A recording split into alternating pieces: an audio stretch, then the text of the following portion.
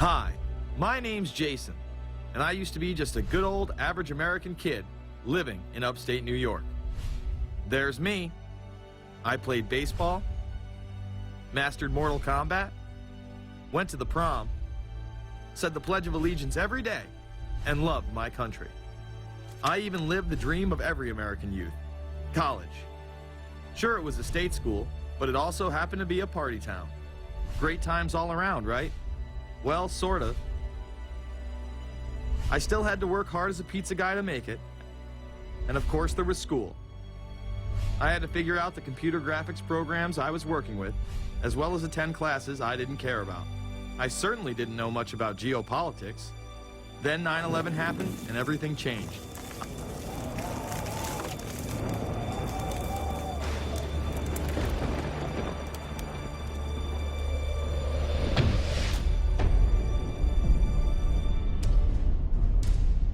I was pissed. How dare the Muslim extremists massacre all those people? But was it all true? Prior to the invasion of Iraq, something didn't seem right. I then did a startling thing. I actually took a look at what happened that terrible September day. What I found horrified and angered me to such an extent that I took action. We were lied to, and lied to big time. Before I knew it, I went from a normal college student to the political guy at the party to one of the guys that brought you the first internet blockbuster, Loose Change. The film would not only change my life, but countless others as well. So if you've ever seen Loose Change, the documentary about September 11th, conspiracy theorist documentary, it is riveting. Oh, like, yeah. you watch it, and by the end, not even the end, 10 minutes in, you're like... You got your car packed, your head... You're just like, oh my God, it's all true. So every place, there's questions coming from this documentary. And you don't have to believe everything in the documentary to still have questions come up. And you look back and you remember what you saw and what you were told, and now you have questions. We got the boogeyman out there. Wow. See, for many years it was communism, then it was the war on drugs, now it's the war on terror. All through our life, we've had to have a boogeyman. Loose Change took the truth about 9/11 into the mainstream with over 100 million views and allowed me to travel the country and even take on some of my detractors. The answer is no, they cannot. Jason, I think it's telling that every time you disagree with something, you call the people a liar. I'm not calling anybody a liar, sir. I'm calling you a liar because you are a liar. But if we were lied to about 9/11, then who was really behind it? A lot of people on the web were pointing towards the New World Order, but that was impossible. I mean, the Hulkster couldn't be involved, could he?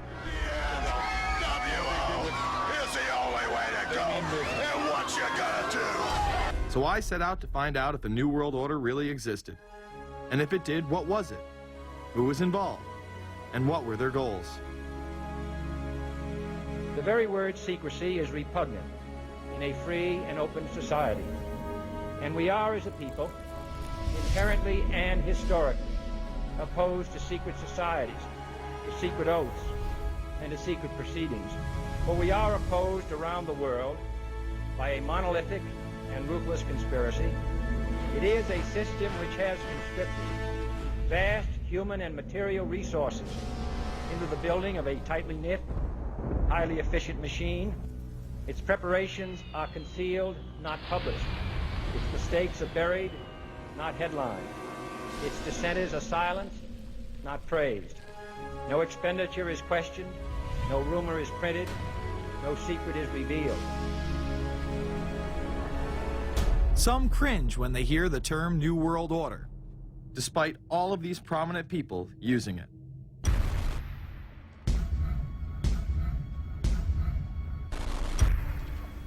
The world that maybe some people dreamt of at that conference back in Bournemouth, when it looked as if maybe history would end, that liberal democracy would triumph, that free market economics would slowly progress, and we'd have a new world order.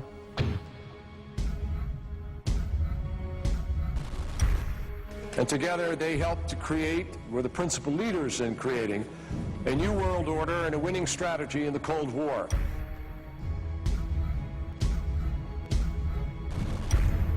We are part of a new world order.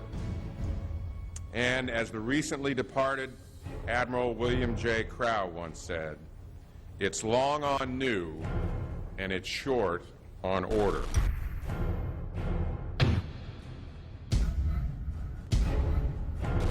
Walter Isaacson wrote a wonderful book about some of the wise men who helped shape the New World Order following the Second World War.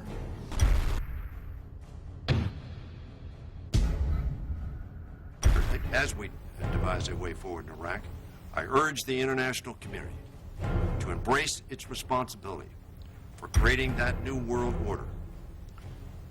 A new world order based upon collective action.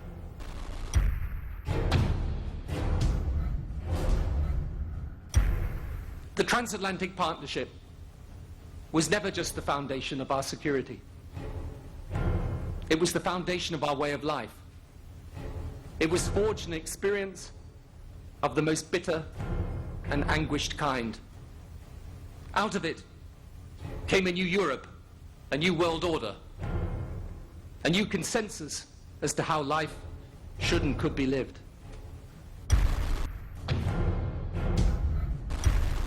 And just like that, it was gone. It was a new world order. That's what President George H. Bush said.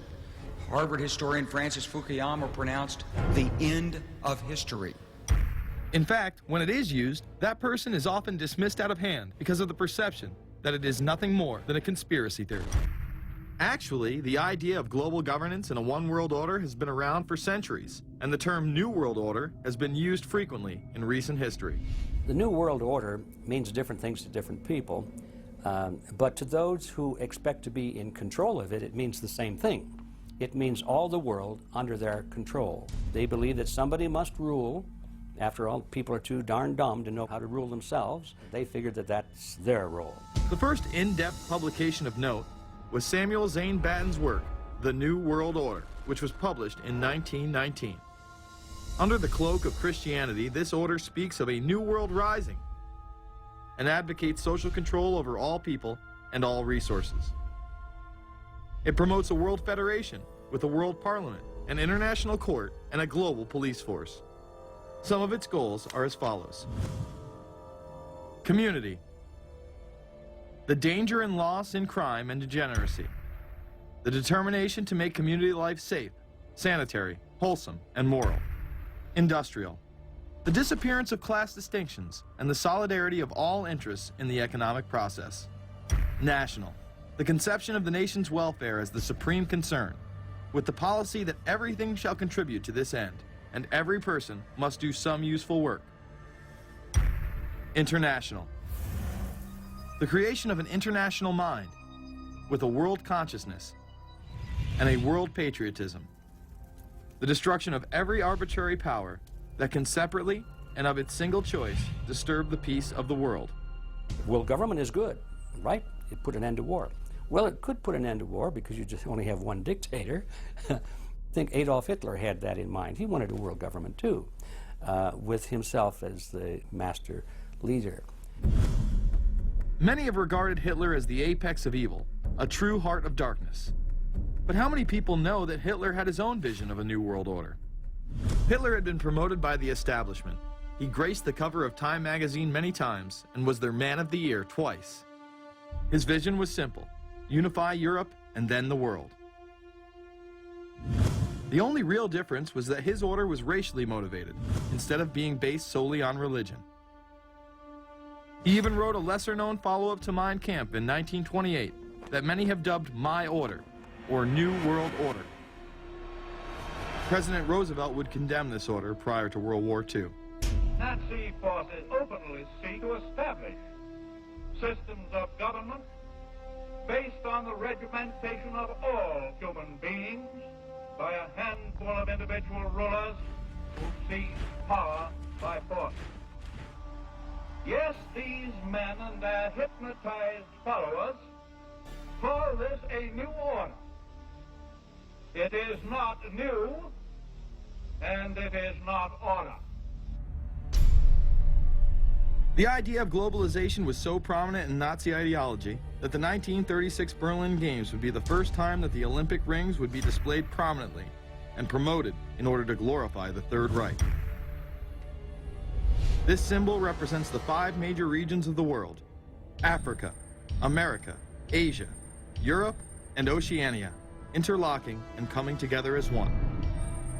This one world philosophy still defines the Olympic Games today.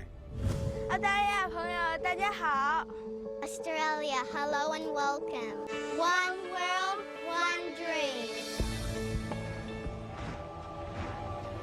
Hitler's methods of youth corps, concentration camps, eugenics, and military aggression were so visible to the rest of the world, he eventually failed. However, his vision of a new world order lived on. Author H.G. Wells, the man behind The Time Machine and War of the Worlds, would write about a planned world state in which there must be a common faith and law for mankind. In 1939, he would publish a full book on the matter called The New World Order.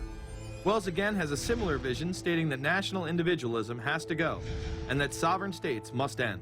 He then goes on to write, in the great struggle to evoke westernized world socialism, contemporary governments may vanish.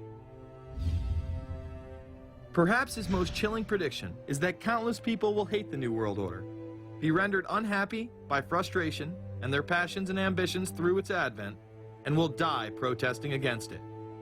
Many of them quite gallant and graceful-looking people. Collectivism is that concept where individuals are considered to be discardable, and that the group is more important, and that the ultimate group, of course, is the state. And so it boils down eventually to the fact that the state is the all-important unit of society, and citizens exist only to serve the state.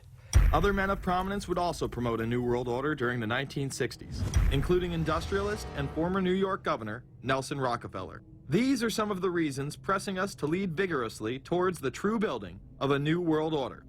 Rockefeller would also become vice president under Gerald Ford. Religious leader Pope Paul VI, delegates to international organizations, public officials, gentlemen of the press, teachers and educators, all of you must realize that you have your part to play in the construction of a New World Order. As well as former President Richard Nixon. And the hope that each of us has to build a new world order. However, Nixon was largely a mouthpiece for his most dominant advisor, Secretary of State Henry Kissinger. Kissinger may be the most vocal proponent for a New World Order of his era. He has called for it time and time again, in policy papers, meetings, and interviews. Time magazine recognized both Nixon and Kissinger as Men of the Year after announcing their New World Order in China. However, they were working on it long before.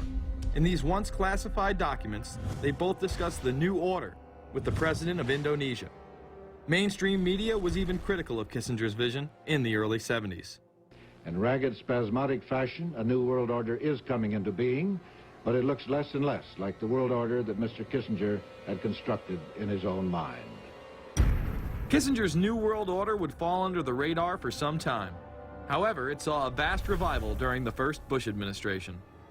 Here is Brent Scowcroft, former vice chairman of Kissinger Associates and former national security advisor under both Ford and Bush Sr., as he discusses the New World Order. Looking at the subtitle this morning, Are We Ready for the New World Order? Gives me something of the shudders. That phrase, New World Order, I'm afraid I'm partly responsible for resurrecting. To me, what that symbolized was perhaps a fundamental change in the character of our response to national security issues. Here, Charlie Rose asked Scowcroft, Kissinger, and former national security advisor Zbigniew Brzezinski if we are living in a new world order. Where are we as we think about this time in American foreign policy? Are we at a special moment which is being redefined? Or are we creating a new world order? We're at a moment when the international system is in a period of change like we haven't seen for several hundred years. In some parts of the world, the nation state on which the existing international system was based is either giving up its traditional aspects, like in Europe, or as in the Middle East. George H.W. Bush would campaign for a new world order like no other president before him. He would openly discuss it during his State of the Union address. What is at stake is more than one small country. It is a big idea, a new world order, where diverse nations are drawn together in common cause to achieve the universal aspirations of mankind. Again, a unified Europe was a major goal in creating this order. With few exceptions, the world now stands as one. A year and a half ago, in Germany, I said that our goal was a Europe whole and free. Tonight, Germany is united. Europe has become whole and free. The world can therefore seize this opportunity to fulfill the long-held promise of a new world order. We can find meaning and reward by serving some higher purpose than ourselves. A shining purpose, the illumination of 1,000 points of light. Bush Sr. and his administration would tour and promote this agenda across the board at any given opportunity. The President has spoken often of a new world order. And we have an unprecedented opportunity to build a new era of peace and prosperity here and abroad, to build a new world order. It's my understanding, I think that the President, and I don't know the context of how it came up in his speech last night in New York, said that China must be a part of the new world order. Guess I would like to ask you how you envision China fitting into the new world order. It is a country that we are going to have relationships with by virtue of its geopolitical importance. American officials say breaking down regional and national barriers to the flow of goods and services would represent a spectacular benefit to economies around the world. We are building a new world order. Bush would actually make a commencement address at Maxwell Air Force Base declaring the birth of this order. And that's why I wanted to speak to you today about the new world taking shape around us, about the prospects for a new world order now within our reach.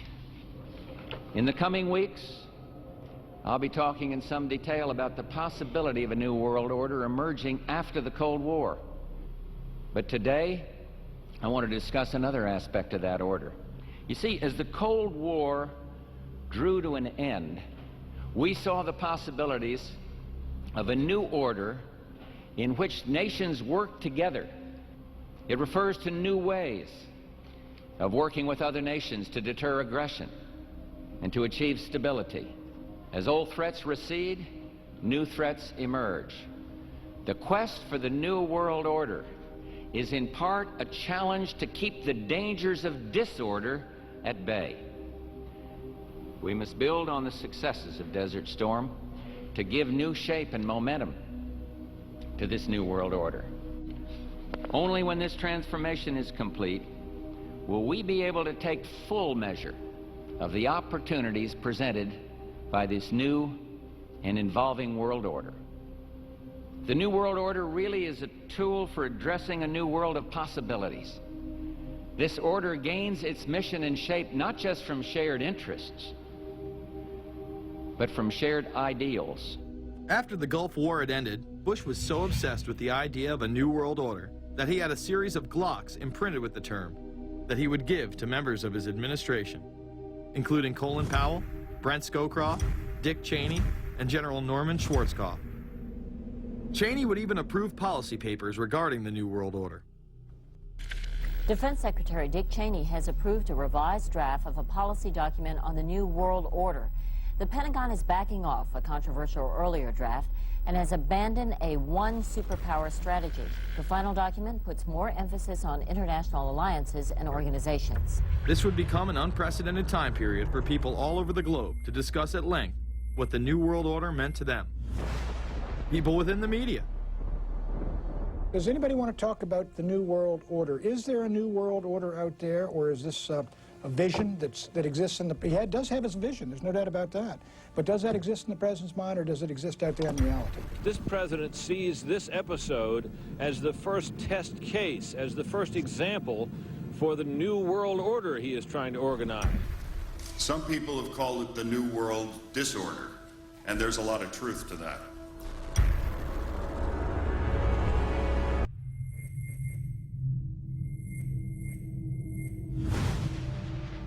University and institutional chairs. I mean, we're talking a New World Order at Georgetown.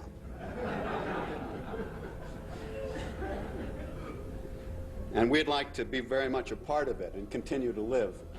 This is a world that is likely to be dominated in the near future, and perhaps longer, by the Gulf War and the New World Order, which is the buzzword of the moment.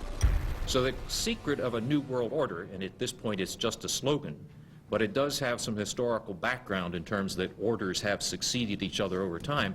The secret of this is to learn how to use coalitions. We are effective in the United Nations. People within government.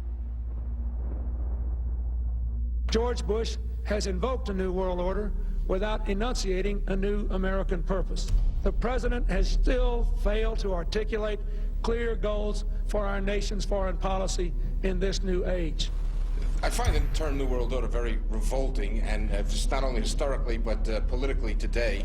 I think Harding is absolutely right, and the actions of the administration just after enunciation of the New World Order put the lie to the fact there is any real substance behind what they say as New World Order. The first act of the New World Order was A, to make war, and then B, was to sell arms all over again. Is there a New World Order? We know certainly that George Bush has copyrighted the term at this point. In the aftermath of this war, though, is it an empty vessel into which something will be poured? Is it the appropriate term to use? Is it going to be a New World Order, or will disorder be just as significant in this process as we look ahead? Let's start with Madeline. I think that we have, in fact, kind of had this term thrown at us, and many of us have not liked it, partially because of the previous historical connotation, and partially because I think it doesn't really deal with the way the world ought to be or is at the moment. But we are far from seeing a world order, and I'm not sure that it is in best U.S. interest to have a new world order in which we are the policeman. While many began to become critical of this order, the term began to evaporate into the background. We are very, very skeptical of an international order if we are not sure how the rules will be made, because thus far the international order has been made with rules that we had no input into and that affect us, and even when on the few occasions when the rules will seem to favor us, then they get changed. A unipolar world, a world of one superpower, may be quite dangerous for us. A New World Order under the United Nations would mean, among other things, an end to our God-given rights given us and secured by the Constitution. The New World Order, which now has been called by some the New World Disorder, and by some people on the of a more liberal persuasion, the taking over of the world by the Council on Foreign Relations, the Trilateral Commission, and the UN to put us all in slavery.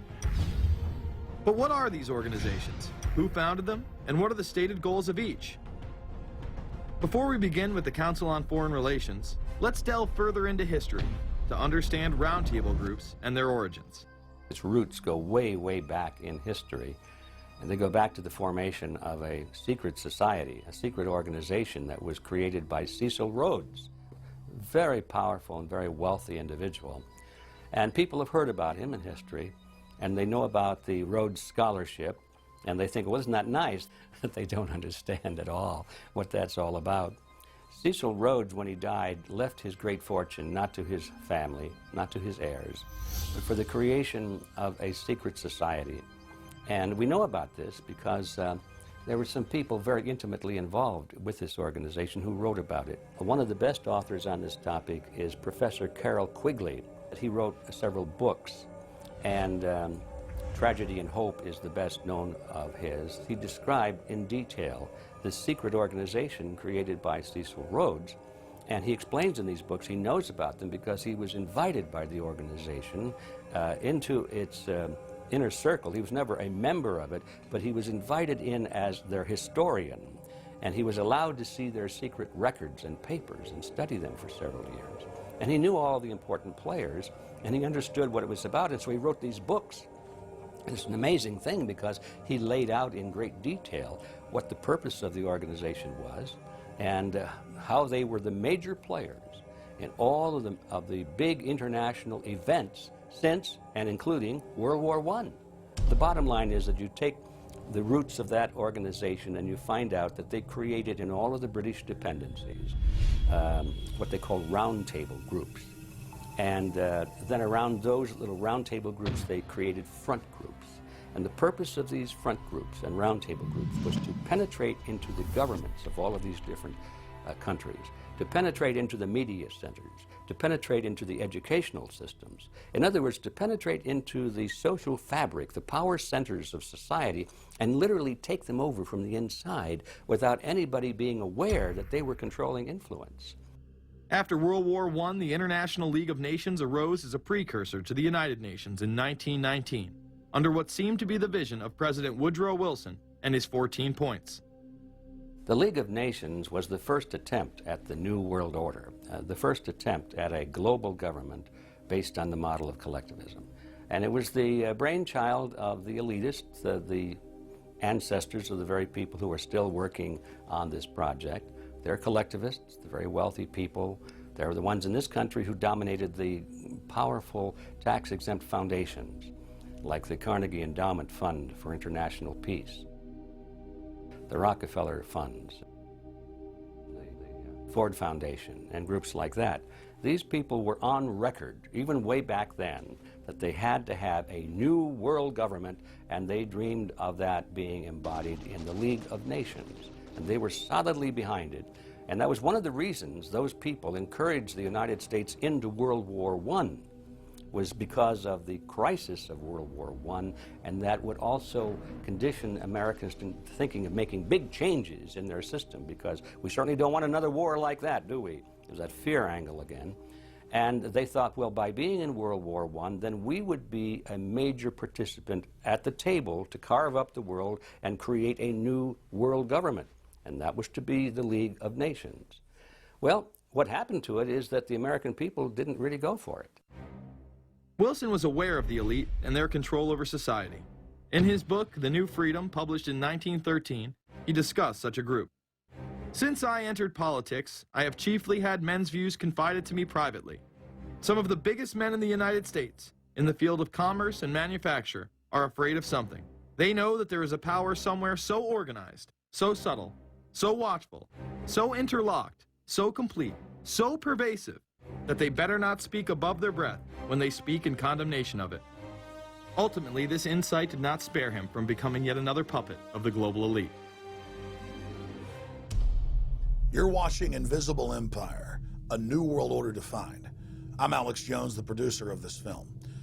I have produced 5 of the top 10 films in internet history, whether it's Loose Change Final Cut, Endgame, The Obama Deception, or Fall of the Republic. Yes, we've made informative, well-documented films, but the real credit for the success of these documentaries lies with you, the viewers. My friends, Invisible Empire is so important for people that need a crash course in the history of the ruling class and what this establishment is setting up. Please support the filmmakers so we can make future documentaries. Visit Infowars.com. Purchase the high-quality hard case DVD that has over 30 minutes of expanded extras. Make copies of that because it's the best quality available. Give it to everyone you know. Have public showings, whether it's the library, a local theater, or your home. Get it out to everyone you know. Get a PrisonPlanet.tv membership. Download all my films in high quality. Burn them to disk and give them to everyone in your community. If we expose the globalist, there's no way they can carry out their hellish plan. The destiny of this film is in your hands. You've made our previous films incredible successes. I'm counting on you now. So again, Infowars.com to get the DVD, or call toll-free 888-253-3139, or see them all in incredible high quality at prisonplanet.tv. The ball is in your court.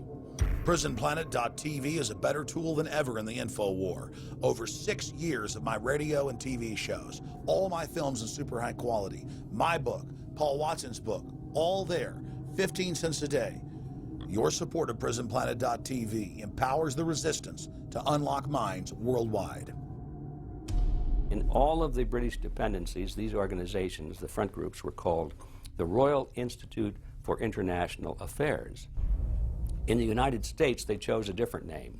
They chose the Council on Foreign Relations, but it held exactly the same relationship to this inner society of Cecil Rhodes. Among the charter members were W. Averell Harriman of Union Banking, then President of the United States Woodrow Wilson's main advisor, Colonel Edward Mendell House, John D. Rockefeller, the founder of Standard Oil, banking mogul J.P. Morgan, and prominent bankster Paul Warburg. Well, the Council on Foreign Relations exists today. It's probably the most powerful single organization in America. Many observers, including myself, believe that it is the hidden government of the United States. These people are not elected to office, and most Americans don't even know who they are. But they are holding all of the important positions in society. There are only about 4,000 of them in the United States, but I don't care what organization you want to look at, whether it's government, or whether it's the universities, or the large media centers, or whatever it is. You look at the people at the tops of those organizations, the owners, the managers, the CEOs, the board of directors, and I'm going to say probably 80 to 90% of the great power centers of America are dominated by just those 4,000 people who are members of the Council on Foreign Relations. Throughout its history, it would contain extremely influential and powerful individuals in finance, business, media, and politics. Former presidents of the United States include Richard Nixon, Gerald Ford, Jimmy Carter, and William Jefferson Clinton. Currently, Barack Obama claims not to be a member, but has spoken in front of the Council and has had his writings published in the Council's magazine, Foreign Affairs. It's been reported that you and your wife are in the globalist CFR, which is the Council on Foreign Relations. I'd like to know if that is true. Well, first of all, I'm not... the Council on Foreign Relations, I don't know if I'm a official member. I've spoken there before. It basically is just a forum where a bunch of people talk about foreign policy. And so there's nothing... there's no official membership. I don't have a card or, you know, a special handshake or anything like that. Now, why is that important? It's important because the avowed purpose of the Council on Foreign Relations is to create a new world order, a global government based on the model of collectivism. And that includes the elimination of the United States as a sovereign nation. That's why it's important. The people running this country are determined to destroy it. The Council was heavily criticized during the 1980s for being an organization hell-bent on destroying national sovereignty in favor of a world government. So many of its members hid their association with the organization. Dick Cheney had this to say in response to a question by David Rockefeller, who became the CFR's youngest director in 1949 and was chairman of the board from 1970 to 1985. He remains an honorary chairman to this day. It's good to be back at the Council on Foreign Relations. As Pete mentioned, I've been a member for a long time and was actually a director for some period of time. I never mentioned that when I was campaigning for re-election back home in Wyoming. Now, you are the president of the Council on Foreign Relations, all right? Yes, sir. You guys toy with countries of the world like toys, don't you? You're like the Illuminati, you're the Masons, you control everything, don't you? That's the rap on you guys. What's so interesting now, though, is who's on the chessboard. It's the toys, if you will, are a lot more than states. Notice that Mr. Haas does not deny that the CFR has massive control over the geopolitical arena, and instead tries to focus on the separate entities outside of nation-states. Current Secretary of State Hillary Clinton also reveals the importance of the CFR here. But it's good to have an outpost of the council right here down the street from the State Department. We get a lot of advice from the council, so this will mean I won't have as far to go to be told what we should be doing and how we should think about the future. You have these private groups that are run and created by the elite, by the ultra-rich, wealthy families that have been manipulating global markets from behind the scenes for generations. They create these private groups that then feed information to the government, to senators, to congressmen, their recommendations, their policy papers, what they think should happen. And it's fascinating because if you actually read what it is that they're doing, the recommendations that they make, they're very able to get them put in place. Discussions that are going on in these private groups are really talks that should be going on in Senate committees and in the halls of Congress, but they're happening with these ultra-elite groups that are then pushing their propaganda into the political mainstream, and then it's becoming enacted, it's becoming put into law. Still not convinced the CFR is promoting a new world order? Listen to what Leslie Gelb had to say upon leaving the New York Times to chair the organization as its president in 1993. I loved it. Doing a column is a great job. I'm going to an equally great but different job, and in a way a job that caps everything I've been doing in my life, in government, in academia, and in journalism. I think that's what the Council on Foreign Relations will allow me to do. Well, you know, for example, you had me and 3 or 4 other folks on this show a few months ago to talk about the New World Order, right? Exactly. Right? Bob I talk Hormats about and it, you, exactly. Right. I talk about it all the time. New World Order wants a global system where one small central authority of individuals can then dictate a policy that's going to be distributed down to the rest of the world, everywhere, in the smallest little town in the middle of nowhere in some remote country. I now think it's safe to say that the Council is extremely influential on the world stage and openly promote global governance. The Council and the globalists were able to take this agenda to the next level following World War II. The United Nations was born out of the ashes of this conflict.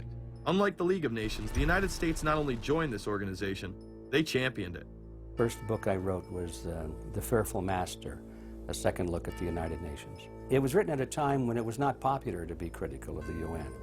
I mean, the United Nations was viewed by almost everybody as our last best hope for peace. It was a means, we were told, to bring humanity together and put an end to war and live in peace and harmony and promote trade and all of these good things. I wish it were any of those things, but it's not. The original charter for the United Nations was drafted in San Francisco in 1945, and the United States became a permanent member of the Security Council, along with France, the United Kingdom, the Soviet Union, and the Republic of China. The process by which other nations' belief systems could be used to erode and eviscerate our Constitution and Bill of Rights had taken a giant leap forward. The United Nations is one of the most well-known sort of globalization attempts. Its primary goal is to streamline all the governments of the world, to create a global council and to unify all the rules and all the regulations for the world. So it's essentially the precursor and an engine of this new world order. The United Nations is made up of all of the countries of the world, most of which are dictatorships of one kind or another. And you don't take a bunch of dictatorships and put them into a bag and shake it up and come out with a freedom-loving governmental unit. You come out with a global dictatorship. This was the public face of global governance. However, many other organizations have been birthed since. Even more suspect is a private group called the Trilateral Commission. David Rockefeller and Henry Kissinger are among its some 300 influential members. The Trilateral Commission, rich and powerful business and political leaders from Japan, Europe, and North America. The New York-based policy group was formed in 1973 by Chase Manhattan Bank Chairman David Rockefeller. In addition to Rockefeller, there are many other noted American members. Among them, economist Alan Greenspan, former Defense Secretary Harold Brown. George Bush was once a member, but resigned last year before his unsuccessful presidential campaign. Back then, it wasn't politically wise to be aligned with what his party's right wing considered a shadow world government. The United Nations would take over America. The Trilateral Commission would control the world. Just look at its membership, they say. Current and former members include Presidents Clinton, Bush, and Carter. Names like Brzezinski, Christopher, Kissinger, and Schultz. And top executives of ITT, Xerox, Exxon, and Nations Bank. Although this group with only 300 members seems to be at the apex of the power structure, there is yet another group formed in 1954 that is even smaller in number and has a greater influence on world events. Meet the Bilderberg Group. This elite group meet annually around the globe. There is a core group of members who have attended every year for decades, such as David Rockefeller, Henry Kissinger, and Queen Beatrix of the Netherlands. These members invite others who are politically and socially relevant at the time. Each year, around 140 people are in attendance. Real quick, I'd ask Hillary this question. In June of 2004, you attended a meeting in Italy called the Bilderberg Group. I just want to know what you were doing out there, what that was all about. If she lied to me and told me she didn't go, I figured you might tell me the truth. All I did was go. They had a Republican and a Democrat. Republican was... I gave like a 20-minute talk on the presidential election. And did it have anything to do with being John Kerry's running mate? Did they talk about that at all? No, because I wasn't his running mate. Okay. I happened to be in Europe then on my way to Russia. I was invited to go to Bilderberg by Vernon Jordan, a friend of mine, and a genuine hero of the civil rights movement. And to the best of my knowledge, NAFTA was not discussed by anybody in my presence. Documents released by the group in 2001 reveal that in September of 1955, the group met in Germany and covertly outlined the idea of a European Union. Section E, European Unity, discusses the general support for European integration and unification, and the idea to unify Germany once again with the rest of Europe under a common marketplace. Belgian Viscount and current Bilderberg chairman Etienne Davignon told the EU Observer in 2009 that the next Bilderberg meeting could improve understanding on future action in the same way it helped create the euro in the 1990s. This illustrates the patience, vision, and reach of this organization. It was able to promote and establish both the European Union and a European currency over the course of just under 40 years, incrementally. One of the things that the elitists discussed back at the turn of the century when they were talking about how do you convert the United States into a collectivist system was the fact that you can't do it quickly. You have to let people get used to it incrementally, because any major change would be rejected. The 1957 Conference of Rome, where the Common Market Treaty, providing for free trade in all products, was at last signed. 6 nations, France, Germany, Italy, Belgium, Holland, and Luxembourg, agreed to remove all mutual barriers to trade within 12 to 15 years, the embryo of a political union which they proclaimed to be their ultimate objective. In that fashion, it's possible for people to get used to this process and even to think it's a good thing. People will accept the gradual growth of government, the gradual loss of their purchasing power. They'll accept almost anything if it's done gradually, and we have to be very alert to that. 2008 and 2009 attendees include World Bank President Robert Zoellick, Treasury Secretary Timothy Geithner, former head of British Secret Intelligence Richard Dearlove, Donald Graham, CEO of the Washington Post, CNN host and author of The Post-American World, Fareed Zakaria, and many other giants of business, politics, and media. You just came back from meeting with the Bilderberg Group. The Bilderberg Group are, you know, when people who are conspiracy theory people, they send me mail, it's usually about the Bilderberg Group. And I get these books on my front door, which I'm uncomfortable with, and it's all about the Bilderberg, like they're the modern-day Illuminati. Are you a member of the Bilderberg Group? I don't think we're supposed to talk about this.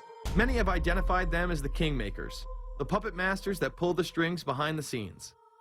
Perhaps there is no better example of this than what occurred during the 2008 conference. Immediately after Obama had been selected as the Democratic presidential nominee, the pressure was on to choose a running mate. We've put together a committee. We are going to be equally deliberative in how we move forward. And we're not going to do it in the press, and we're not going to do it through surrogates. He then tricked the press corps into staying on the plane as it took off from Washington. He was whisked away to an undisclosed location. Obama was supposed to fly home. He'd been here in Virginia. He was supposed to fly home out of Dulles, as you know, outside Washington, D.C. The press corps was waiting for him on the plane, and the pilot announced that they were leaving, and Barack Obama was not on the plane. Presumptive nominees in the past has always been that they have at least a press pool with them at all times. Is there a reason why we didn't go with him in the motorcade all the way? This is what we're out here for. Now we're on this plane with no candidate. Again, you know, I understand. There was a desire to do these meetings, obviously, in private. The press then began to report that Obama and Hillary were meeting secretly in her home. Well, we continue to follow our breaking news. Barack Obama, Hillary Clinton meeting tonight at her house in Washington, D.C. However, it was later revealed that they never actually met at Clinton's home. And we're following this breaking story. Candy Crowley, we understand, has new information. Candy, what have you learned? We are hearing actually from Chris Welch, who is our embed with the Obama campaign. Those are the people that took off without Obama and went to Chicago. The spokesman there is in fact confirming that the meeting did take place. They're talking in past tense now, but saying that the meeting did not take place at the Clintons' house. It took place at this point at some place, I don't know where, some undisclosed place in Washington, D.C., not at Hillary Clinton's house. Remember, Gibbs mentioned that Obama had a desire to have several meetings, not just one. Is there more than one meeting? Is there more than one person with whom I'm not going to get into all the details of the meetings. I don't know that I've got a ton more different answers for all of your questions. The truth of the matter is that Bilderberg just happened to be in the neighborhood at the time. They were holding their annual meeting just down the road in Chantilly, Virginia. What are the chances? What's interesting and dangerous about the New World Order is that it's not a natural progressing idea. It's just not civilization naturally evolving and organizing into this system. It's the group of extremely powerful people that are manipulating the system to get it to this status from behind the scenes without anybody's knowledge. You have to ask yourself, if there isn't an agenda going on to keep those organizations quiet and to keep them out of the news, to keep the discussions about them behind closed doors, then why is it that these supposed experts on the left and on the right never talk about them? This has been a condensed history of the globalist organizations and their rise to power. But is there a reason they meet behind closed doors? A shadow world government has been mentioned, but to truly understand what that means, let's go back to this iconic warning from President Dwight D. Eisenhower. Progress toward these noble goals is persistently threatened by the conflict now engulfing the world. It commands our whole attention, absorbs our very beings. We face a hostile ideology, global in scope, atheistic in character, ruthless in purpose, and insidious in method. Unhappily, the danger it poses promises to be of indefinite duration. The need to maintain balance in and among national programs. Balance between the private and the public economy. Balance between the cost and hoped for advantages. Balance between the clearly necessary and the comfortably desirable. We have been compelled to create a permanent armaments industry of vast proportions. We annually spend on military security alone more than the net income of all United States corporations. The total influence, economic, political, even spiritual, is felt in every city, every state house, every office of the federal government. Yet we must not fail to comprehend its grave implications. Our toil, resources, and livelihood are all involved. So is the very structure of our society. In the councils of government, we must guard against the acquisition of unwarranted influence, whether sought or unsought, by the military-industrial complex. The potential for the disastrous rise of misplaced power exists and will persist. America went into a major mobilization, revived its defense industries, and we saw the civilian economy of America more and more skewed through the 50s. Already in Eisenhower's time, he could see it coming, that you were getting a larger and larger defense military component of the economy, which, unlike the rest of the economy, was very, very centrally organized about lobbying for more and more new weapons.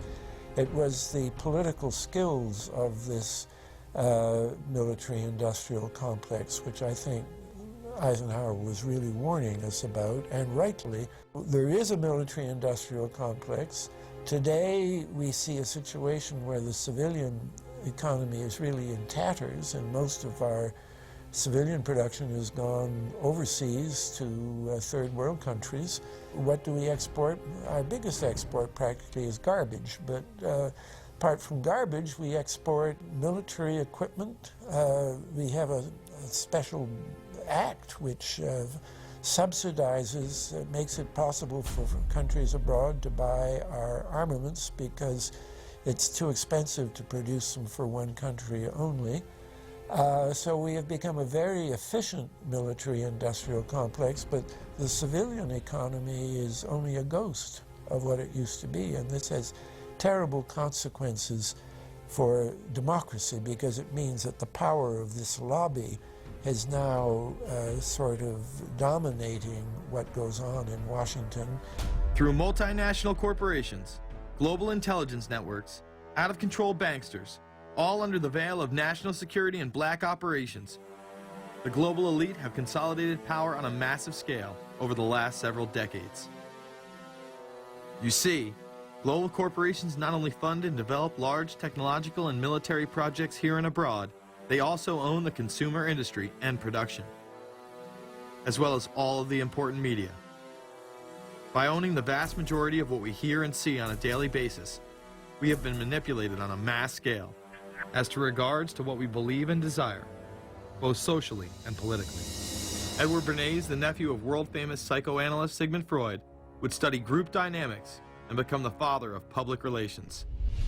He authored the book Propaganda in 1928. In it, he described how to intelligently and consciously manipulate the habits and opinions of the masses within a democratic society. He went on to state that those who harness this unseen mechanism of society constitute an invisible government and are the true ruling power. It is they who pull the wires which control the public mind, who harness old social forces and contrive new ways to bind and guide the world. The average American is distracted, mindless, worried about minuscule things, celebrities, as if it was their own family members. And this is by design, because the powers that be, who own the media, know how our brains work. They know scientifically how the human mind functions. They know about sociology, and they are using the media, and have used the media for decades now, to entertain people with issues that don't really matter. When you have the big news networks covering celebrity issues as if it's the most important thing, it becomes the most important thing. And this is not by accident. This is to keep us out of the way. Because if you're worried about the latest celebrity death or the latest celebrity couple or the celebrity breakup or your sports team having a shot at the Super Bowl or the World Series, there's so much information about those issues that can be discussed that will mesmerize people, and they won't know or care about the real issues that are out there. Well, I think this is just one more piece of evidence of the degree to which the media, supposedly the watchdogs, has become the gatekeeper of the system. Mainstream media are, first of all, nearly all of them corporations, nearly all of them now publicly held, part of the whole Wall Street financial system that they're supposed to report about objectively, but they can't. They, right now, in October of 2009, they are celebrating the recovery of the biggest banks in New York and saying that the recession is over. Of course, there are a few problems, like foreclosures are going on, unemployment is rising. All of this is affecting the American people, but it's not affecting the financial elite who also control the media. Bernays successfully identified the invisible empire which controlled the minds of men.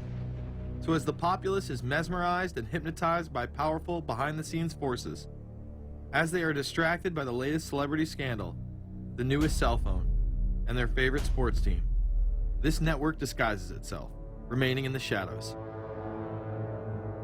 Despite the elite utilizing Bernays' methods, in conjunction with the military-industrial complex they had erected, a modern arm of this organization was exposed in what came to be known as the Iran-Contra scandal. Essentially, black operations were not only caught dealing arms illegally and supporting South American dictators, but also smuggling drugs into the United States. Iran-Contra was really the merging of two different programs. The first one was support for the Contras, who were, let's face it, a force of terrorists in Nicaragua trying to overthrow the Sandinista government. They were being secretly supported by the CIA, and at the bottom of the whole thing was drugs. Iran-Contra was openly exposed by massive network coverage. How was it that in 3 years, a network Washington set up to run arms to the Contras wound up running cocaine into this country for the most vicious drug cartel in the world? At the same time, we were supposed to be fighting a war against drugs. But by the same token, I also smuggle my share of weapons in exchange for those illegal substances, with the full knowledge and assistance of both the DEA and CIA. Betzner says that in 1983, he flew weapons from Florida to El Salvador and drugs from Colombia to the Bahamas on the way back. In 1984, he says, he flew twice from Florida to Costa Rica and back. We could bring back our own cargo, and they would arrange it, or we could bring back their cargo without ever having to worry about interception, arrest, anything like this, that everything was taken care of. What kind of cargo were you talking about? Drugs. Tolliver says he had 2 meetings with this man, CIA veteran Rafael Quintero. Then in March of 1986, he says he flew 14 tons of weapons down to Honduras, to this Contra resupply base set up by the CIA. We take off from Tegucigalpa, Honduras, and we leave. To? South Florida. Where in South Florida? We landed at Homestead. Homestead? Air Force Base. This is the plane Tolliver says he used.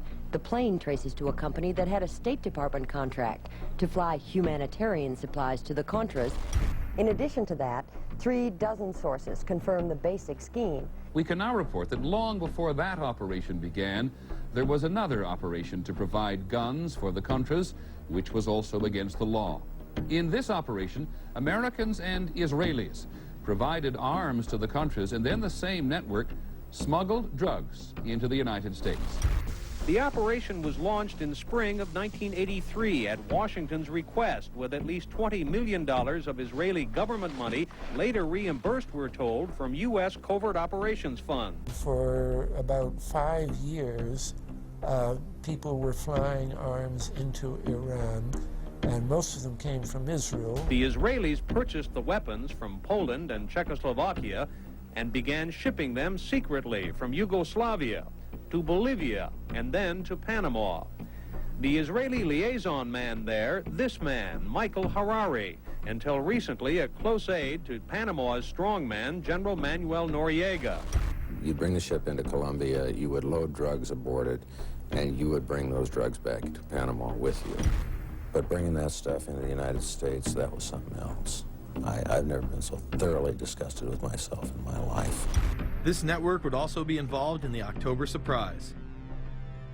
We really can't understand that unless we understand the so-called October surprise in the 1980 election, which is, I think, unquestionably Republicans, including William Casey, who later became Reagan's head of the CIA, negotiated with the Iranians for them not to release the hostages which were being held in Iran to Carter, but to wait until the Carter was defeated and the Republicans were in.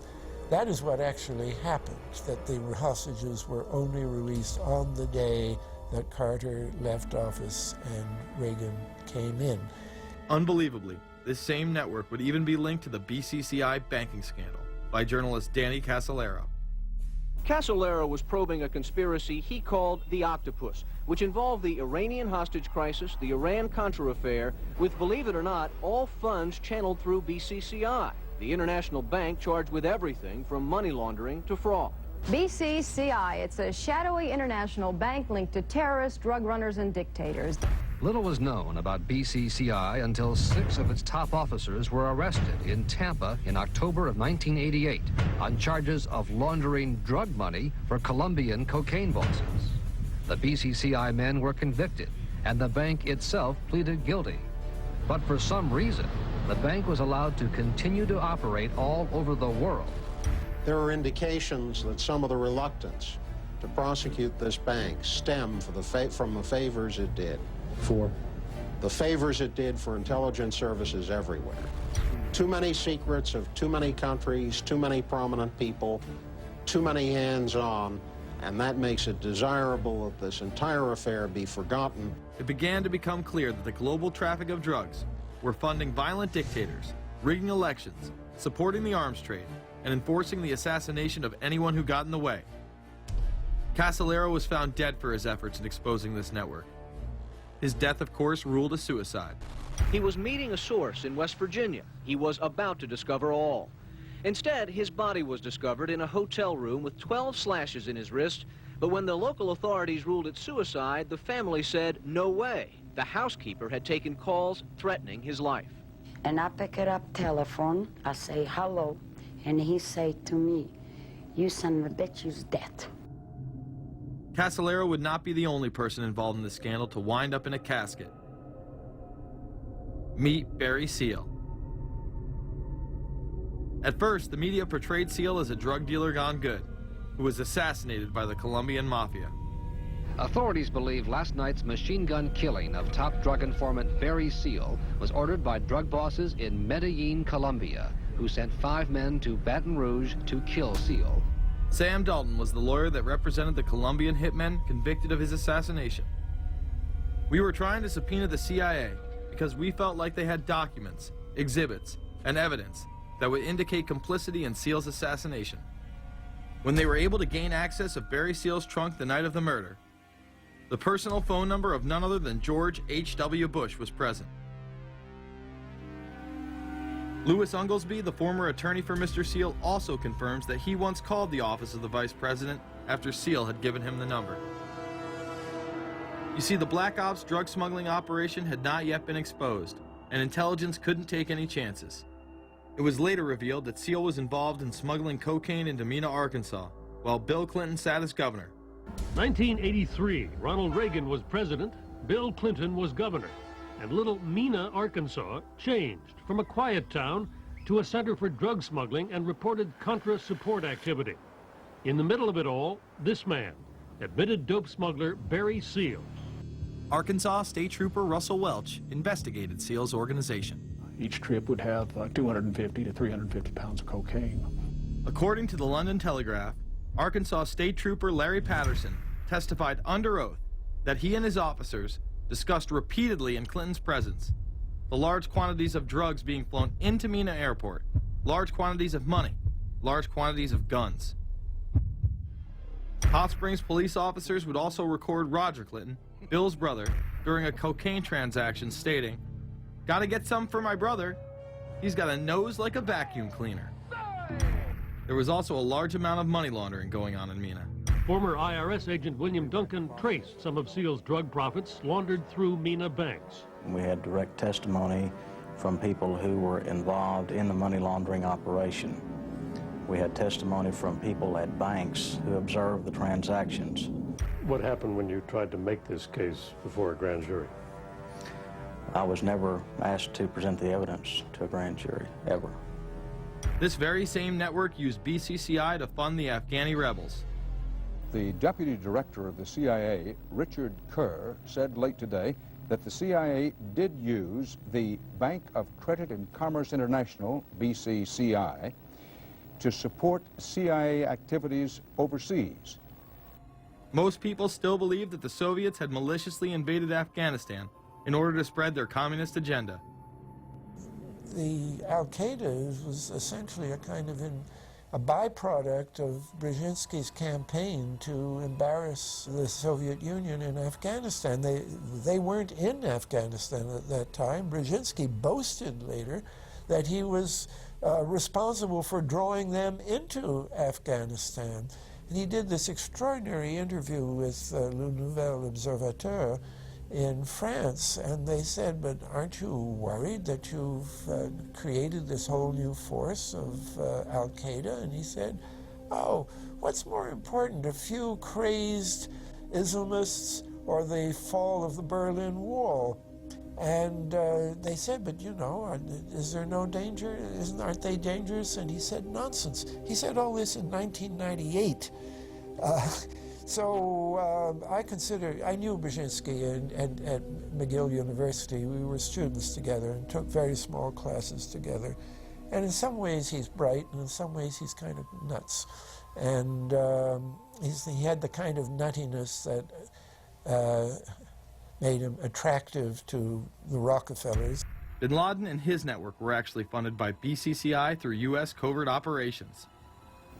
Well, the reason I bring it up, if you've ever heard any of our call-in shows, you know that we have people that think about the conspiracy theories of people like you. You would be a poster child for these people because you have served on the board of the Council on Foreign Relations. You helped start the Trilateral Commission, and you've been to the Bilderberger Group. Are people too close in this world, people in business, too close to the governments? Well, you know, there is such a thing as insidious influence. And the question is, how does it operate? Does it involve bribery? And does it involve some sort of psychological domination of individuals?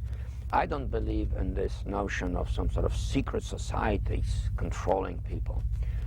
But of course, in any political system, there are sort of over-the-table and under-the-table arrangements. Arrangements that involved ruthless, illegal, and immoral activities in order to dominate humanity. Despite all of the evidence that has just been presented, this network would fall down the memory hole, even though 14 convictions were made in the Iran-Contra scandal. The continued cover-up would be made possible by George H.W. Bush. These documents that came forward in the North trial clearly reveal the involvement of the Vice President to a greater degree, I think, than he has acknowledged heretofore. This, of course, did not stop him from pardoning those involved during the twilight of his presidency. Some new reverberations today to President Bush's Christmas Eve surprise, the pardoning of former Defense Secretary Caspar Weinberger and several others in connection with the Iran-Contra allegations. Well, now the special prosecutor says it's the president who needs to explain some things. The real issue is why the notes weren't produced 5 years ago when the congressional investigation and the independent counsel's investigation had requested them. Because high-level political officials scrambled to limit the investigation and establish plausible deniability for the upper echelons of the network, including Bush himself. So who is this guy, and how did he come to power? To understand that, we must first take a look at his father, Prescott. Prescott was born into privilege and became extremely influential in business, intelligence, and politics. He helped establish the CIA out of the Army's Office of Strategic Services with the Dulles brothers, and served as a senator in the state of Connecticut. However, during his time serving as one of the directors of Union Banking Corporation, he was doing business with Nazis. The Bushes have been sort of at the heart of the military-industrial complex since its very beginning, and that Prescott was involved in a firm that actually fronted for Nazi firms in America. In fact, Union Banking and its subsidiaries were seized by the United States government in October of 1942 under the Trading with the Enemy Act. After the war, the assets were returned, a few fines were paid, and it was swept under the rug of forgotten history. These Nazi ties should not be all that shocking, seeing as it has been declassified that the Office of Strategic Services recruited Nazis into its ranks through Project Paperclip in August of 1945. George Bush seemed to follow in his father's footsteps, using Prescott's business connections to move to Texas and get into the oil industry. He would first attain political office as a Texas congressman in 1966, but then lose his bid as a Texas senator in 1970. It was at this time that Nixon appointed Bush as an ambassador to the United Nations. According to official accounts, Bush then began work with the CIA as its director in 1976. Evidence suggests that Mr. Bush and the CIA actually had a much longer-standing relationship. There are indications that he had relations to the CIA before. There's a very strange memo, and the names are George Bush. And when this was published, there was a lot of fuzzing of the issues, but given George H.W. Bush's strong connections with the Cuban community, I think there is a good chance that it was the George Bush we know, so that he did have a CIA connection. Bush left the CIA just under a year after his appointment. He is credited with restoring the agency's morale, as its image was being shattered by the Church Committee's revelations of the CIA's unauthorized activities involving assassinations and corruption. In reality, Bush was responsible for denying the Church Committee many of the documents it requested and making it impossible for them to do a thorough investigation. After his time as CIA director, he devoted himself to becoming the next president of the United States. Many people within his own party did not like his globalist ties. Along the campaign trail, Bush continually had to explain his association with the group. You know J.R. Ewing in the show Dallas? J.R. is a member of the Trilateral Commission, I think. It's got to be because it's so bad. Let me tell you something. I used to be a member of it. I resigned, as I did from every business thing I was in, to concentrate on one thing, running for President of the United States. Ronald Reagan initially had no interest in having Bush as his running mate. Even then presidential candidate Ronald Reagan had questions. I would suggest that maybe Mr. Bush would clear the air if he'd tell us why he resigned. Reagan's backers then forced him to choose their intelligence frontman, George H.W. Bush, as his vice president. But in spite of last year's campaign rhetoric, all seems to be back to normal between George Bush and his old colleagues, and President Reagan, who is relying on many of these powerful business leaders to make his economic package work, will host commission representatives at the White House Monday. After Reagan's election, there was an attempt on his life, just 69 days into office. Astoundingly, Bush would again be connected. So just who is John Hinckley, Jr.? When he left this neighborhood 8 years ago, he was, by all accounts, well-liked and seemingly normal. This donut shop near the motel was visited by Hinckley, who reportedly waited for a phone call here each day, even though he had a phone in his motel room. The nature of the calls is not known. A touch of irony. The young man walking with the elder Hinckley is 30-year-old Scott Hinckley, John Jr.'s brother. He and Vice President Bush's son, Neil, are friends. They had planned to have dinner together in Denver tonight. The plans have been canceled. We were told Hinckley was a madman acting alone. If that was the case, why was he making phone calls from a payphone down the road instead of his hotel room? Why was the would-be assassin's brother a family friend of the man who stood to gain the presidency? While Reagan led the nation in the public eye, Bush exploited his power through the largely unknown Continuity of Government Directive. In the United States federal government, there is a super-secret agency which controls this shadow government. The National Program Office allowed Bush and his network to attain executive emergency powers. Ronald Reagan authorized the National Program Office when he signed a top-secret directive in 1982. Oliver North was one of the key officers responsible for the program's startup. Under the NPO's direction, 4 agencies were charged with execution of the Doomsday Plan: the CIA, the Departments of State and Defense, and the Federal Emergency Management Agency. An effort was being made to consolidate continuity of government programs across several major departments of the government under one office.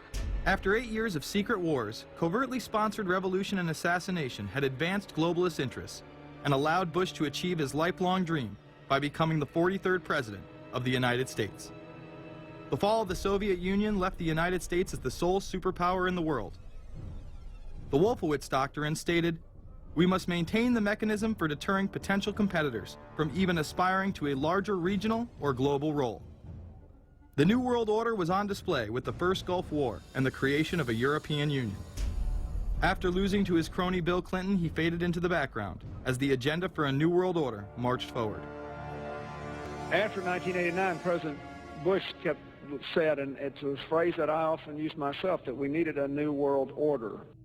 We have just exposed many of the globalist operations, including drug dealing, funding terror, dealing arms, and taking over the United States government by stealth. Whenever these agendas were threatened, those who opposed them ended up dead.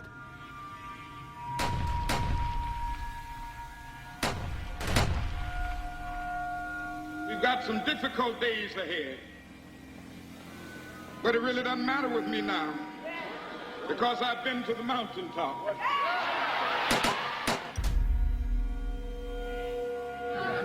My thanks to all of you, and now it's on to Chicago, and let's win there. Thank you very much. Gave a paper about all three of the big assassinations in the 60s, which was John F. Kennedy, Bobby Kennedy, and Martin Luther King. And there are certain common denominators. I call these events deep events. We've become accustomed to the idea that every now and then something is going to happen, and we just know from the beginning we're not going to get to the bottom of it. And the more they happen, the more reconciled we've become to this state of affairs. In 1978, the House Select Committee on Assassinations could not ignore there was a conspiracy in regards to the assassination of John F. Kennedy and Martin Luther King, Jr. Good evening.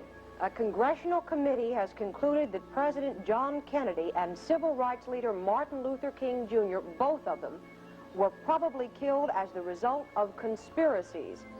The House Assassinations Committee wound up its 2-year study by recommending that the Justice Department look into both cases.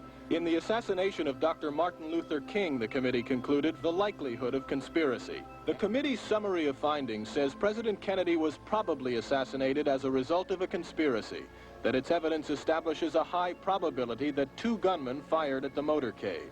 The committee concluded that President Kennedy did not receive adequate Secret Service protection in Dallas, that the CIA was deficient in sharing information before and after, that the Justice Department and Warren Commission failed to pursue possible conspiracies and made their conclusions too definite.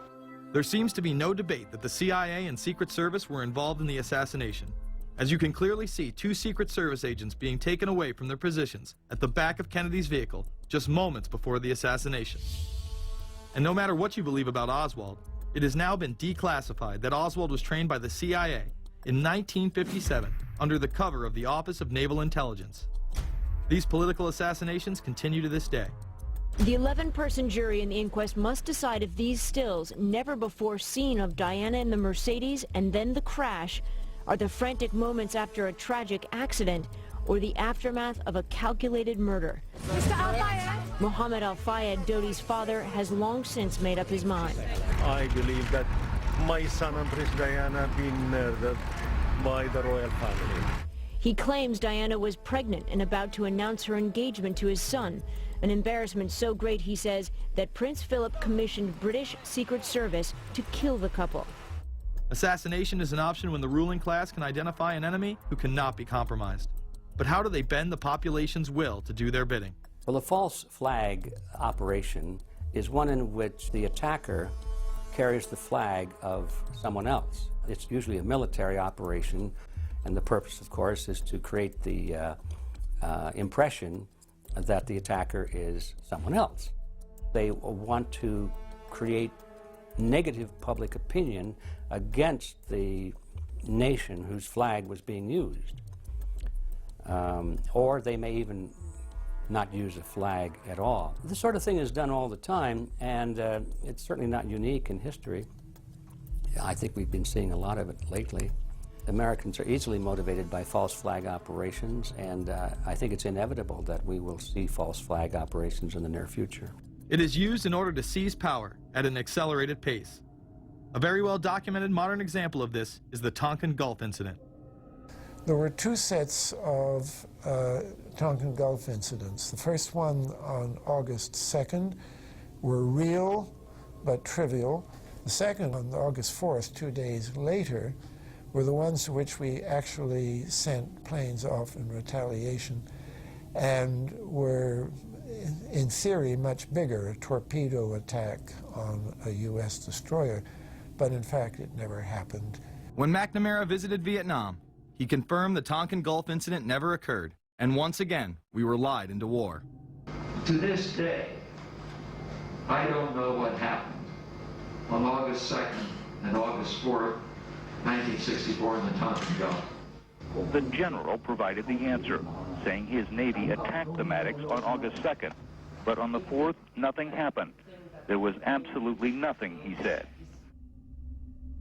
We know for a fact now that NSA and CIA both falsified their reports up to Johnson on that day to make it look as if there had been an attack.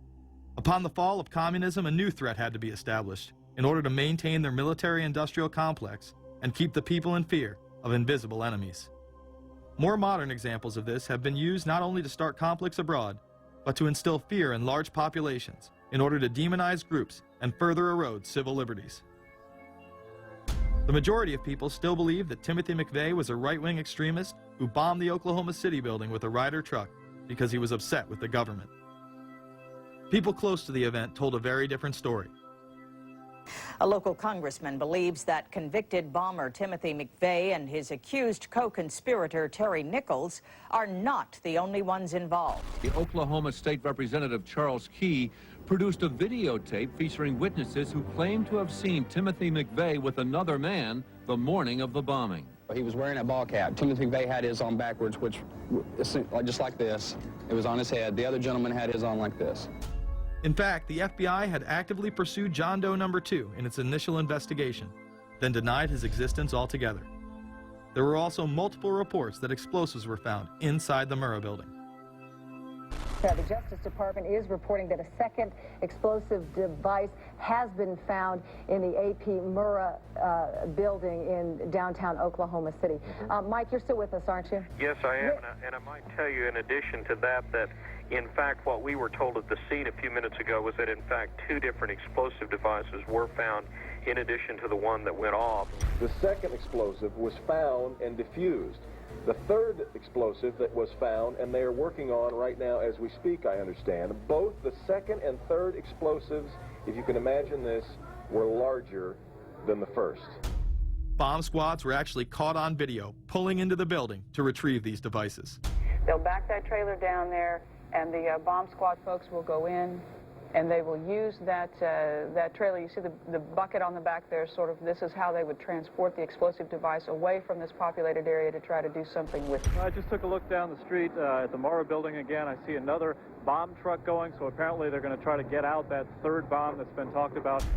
This was even confirmed by the governor at the time, Frank Keating. One device was deactivated. Apparently there's another device, and obviously whatever did the damage to the Murrah building was a tremendous, very sophisticated explosive device. Members of the ATF who would have normally been in the building were tipped off prior to the bombing. He saw what appeared to be a police bomb squad truck near the Murrah building 2 hours before the blast. It had a shield on the side of the door, and it said bomb disposal or bomb squad below it, and I really found that interesting. Another witness who spoke to ABC News on the condition of anonymity will tell the grand jury tomorrow he was told by an ATF official agents working in the building had been warned in advance not to come to work.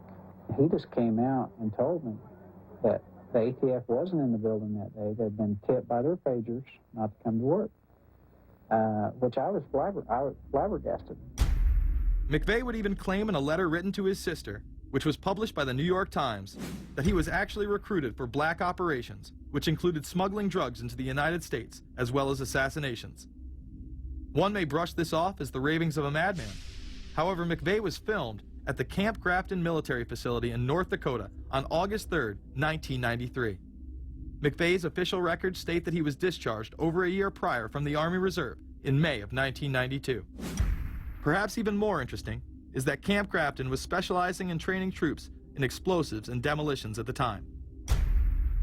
When all was said and done, the security tapes reported to have captured the entire thing on video were rounded up and classified. In 2009, they were finally released, and magically none of them caught the bombing. The excuse being they were all having their tapes changed at that exact moment. This event would be labeled domestic extremism, which was used to demonize critics of world government, militias, and create fear within the populace. Muslim extremism seemed to show its ugly face in then unprecedented fashion on February 26, 1993. A truck bomb had gone off in the parking area of the World Trade Center. Luckily, the bombers failed to follow instructions and parked the truck carrying the explosives against the main support column. What is not discussed, however, is the bomb was actually built by an FBI informant under the supervision of the FBI. Ahmed Salam, a former Egyptian army officer who had been doing undercover work for the FBI, was the man who actually built the bomb. When he was told that he would have to use real bomb-making material instead of harmless substitutes, he became suspicious and began taping his conversations with FBI officials. Last winter, the FBI was praised for its speed in cracking the case of the World Trade Center bombing and bringing 4 suspects to trial. Now, there is some evidence that the FBI may have known of the plot in advance through an informant and might even have stopped the bombing that killed 6 people. Notice the media emphasizes that they might have been able to stop it. They then gloss over the fact that the bomb was built by their agent under FBI supervision in conjunction with the district attorney. FBI agents might have been able to prevent last February's deadly explosion at New York's World Trade Center. They discussed secretly substituting harmless powder for the explosives, but they didn't, according to the FBI's own informant, Ahmed Salem. Unbeknownst to the FBI at the time, Salem recorded many of his conversations with his handlers. The actual recording where Salam discusses this with his FBI handler, John Antisev, was released years after the trial. You got paid regularly for good information. I mean, the expenses were a little bit out of the ordinary, and it was really questioned. Don't tell Nancy I told you this. Well, I have to tell her, of course. Well, then if you have to, you have to. Yeah, because, I mean, the lady was being honest, and I was being honest, and everything was submitted with receipts. Yeah. And now it's questionable. It's not questionable. It's like a little out of ordinary. Okay. You know. All right. I don't think it was. If that's what you think, guys, fine.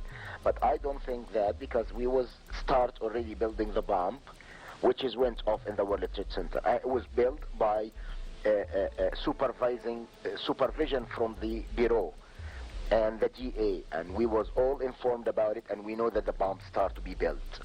By who? By your confidential informant. What a wonderful, great case. Following the convictions of the Muslims who were too inept to make their own bomb and park the vehicle in the proper area, Salam was pulled into the FBI's witness protection program, where he has never been heard from again.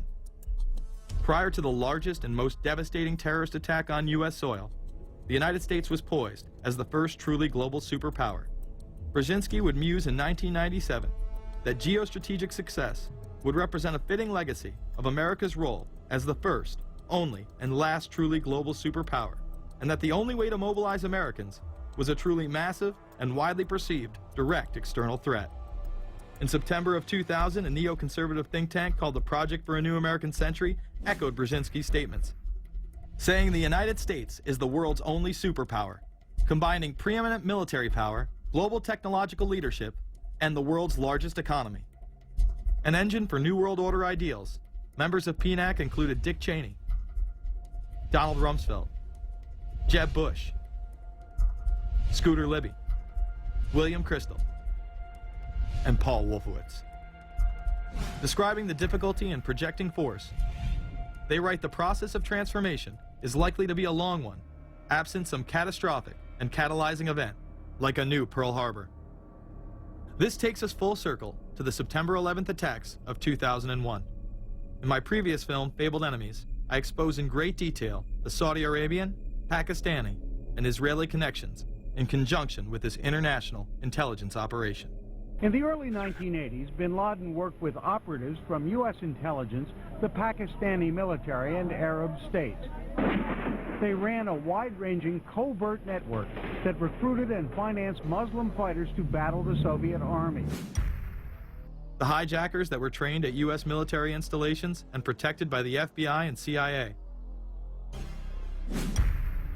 The military exercises leading up to 9/11, and those that took place as the attacks occurred. Open line. Savannah, Sergeant Richmond. Sergeant Richmond, Sergeant Light from Cheyenne Mountain Test Control. How are you? I'm doing fine. Okay, I need you to terminate all exercise inputs coming to Cheyenne Mountain at this time. Copy. And stay on loop until I verify that or connectivity is disconnected on the exercise side only. Okay, no, do not do any more inputs on the exercise side and stand by. I got Cheyenne Mountain on the line. Terminating all exercise inputs. So, over, in case you didn't know, this exercise. Oh, yeah. The Black Ops program, Able Danger, and the shadow government involvement. This morning we learned that the Vice President wasn't the only one sent to an undisclosed location on September 11th, that an entire backup government was and is still there and may be there for as long as anyone now at least can imagine. As well as much, much more. The government has lied about 9/11 repeatedly and used it to dominate the Middle East, while creating an evolving police state here, encroaching on civil liberties at home. And of course, building a new world order. There is a chance for the President of the United States to use this disaster to carry out what his father, a phrase his father used, I think, only once, and hasn't been used since, and that is a new world order. We know now that September 11th of 2001 was the beginning of what we might call a new world order. The new world order that this president's father talked about with such great enthusiasm seems to be high on the agenda of this administration. Under the second Bush administration, massive amounts of civil liberties were openly and brazenly taken away following 9/11. The passage of the Patriot Acts, the Military Commissions Act, and other horrifying anti-constitutional legislation was enabled by the incredible amount of fear generated by the media, all in the name of keeping us safe here at home.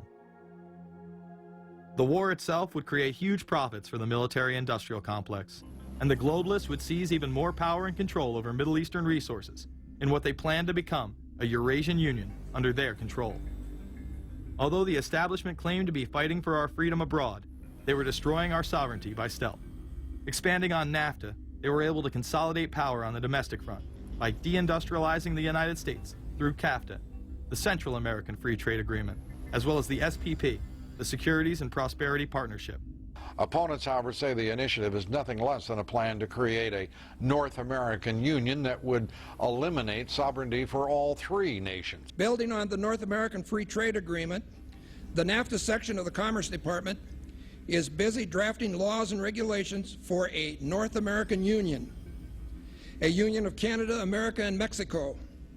The President has attended secret meetings and signed at least 2 agreements under the Security and Prosperity Partnership Program.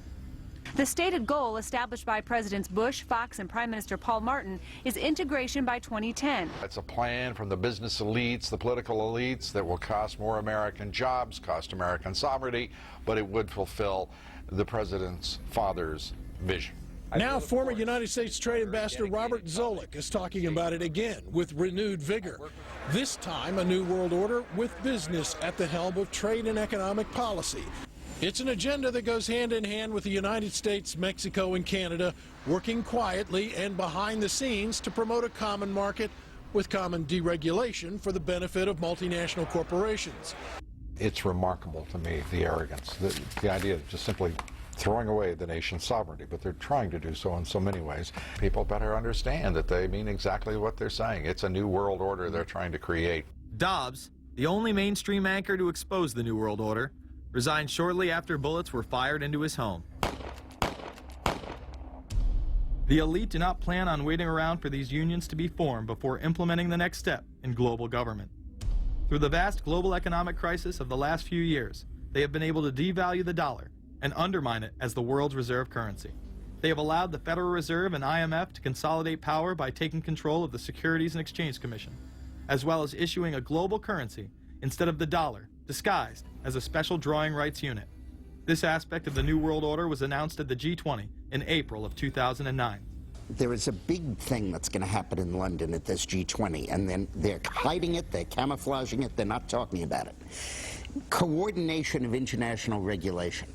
What they are going to do is to put our Fed and our SEC under the control, in effect, of the IMF. The New World Order, that's what they're planning in there, is to undermine the U.S. currency, and it's just really sad. What it really is putting the American economy under international regulation. Yeah. And those people who have been yelling, oh, the UN's going to take over global conspiracy government. Theorists. They've been crazy, but now they're right. There's 20 or whatever people in the G20, say there's 20 ministers, thousands of us, and we can't get our voices heard. When Geithner said he would be open to the idea of a global currency last week, yeah. Those conspiracy people had said and suggested that for years. Right. You're not wrong. Cash is becoming weeded out.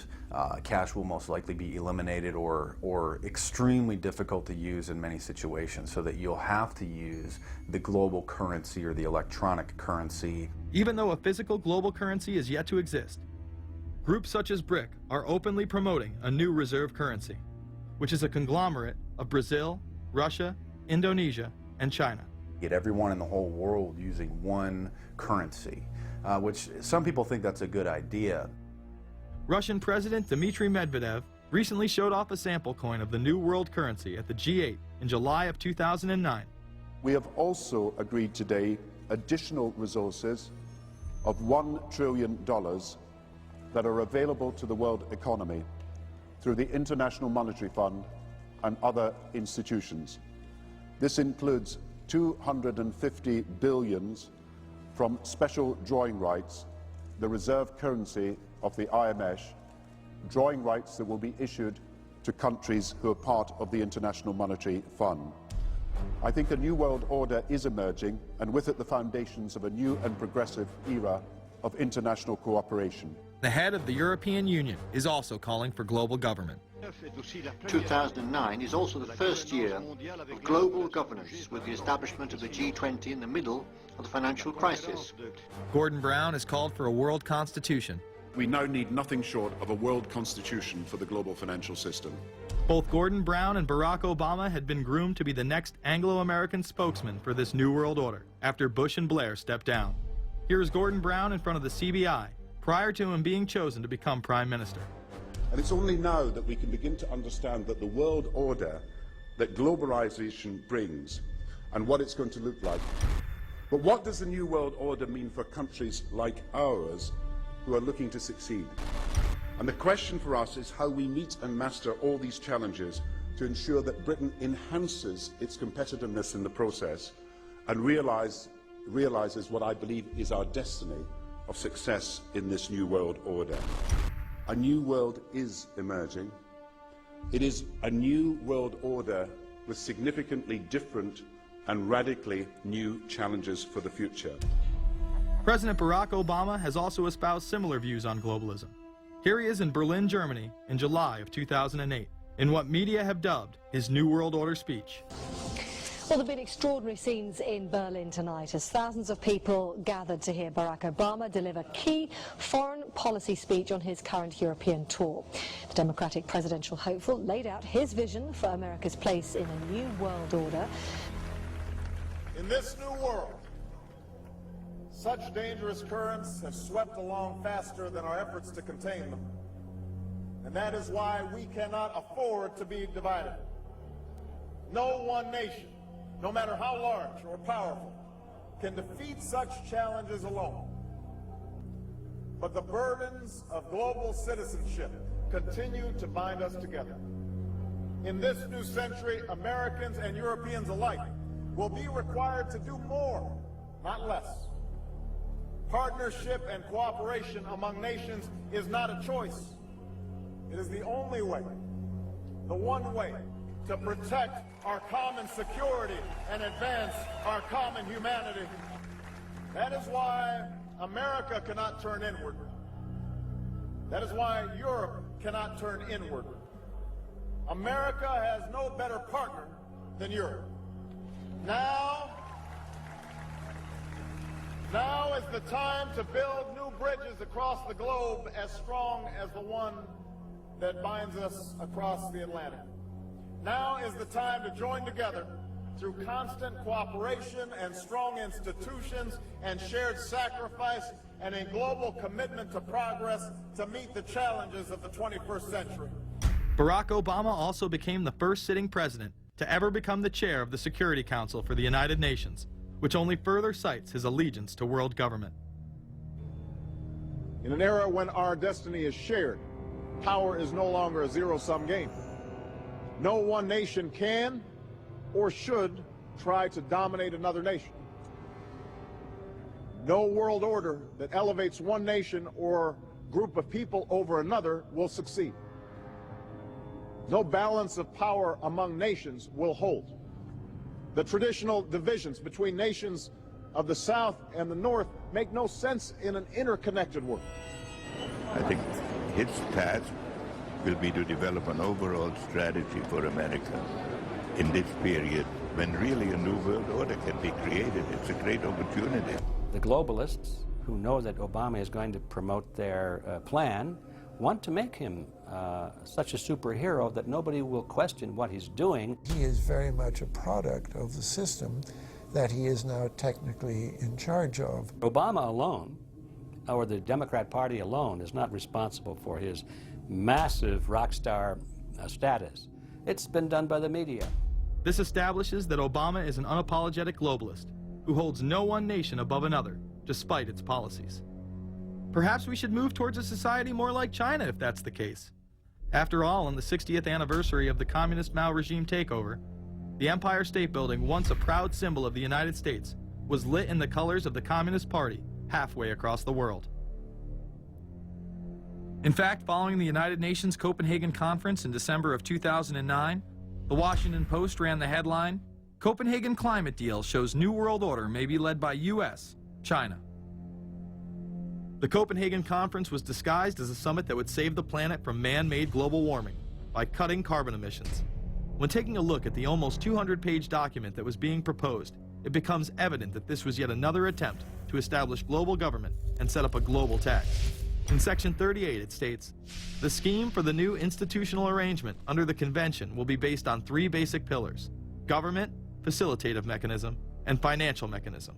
In Section 47, subsection F, it discusses cap-and-trade schemes and carbon taxes and the use of new and existing flexible carbon market mechanisms. These cap-and-trade schemes were just that, a scheme to further transfer the wealth from the poor to the ultra-rich.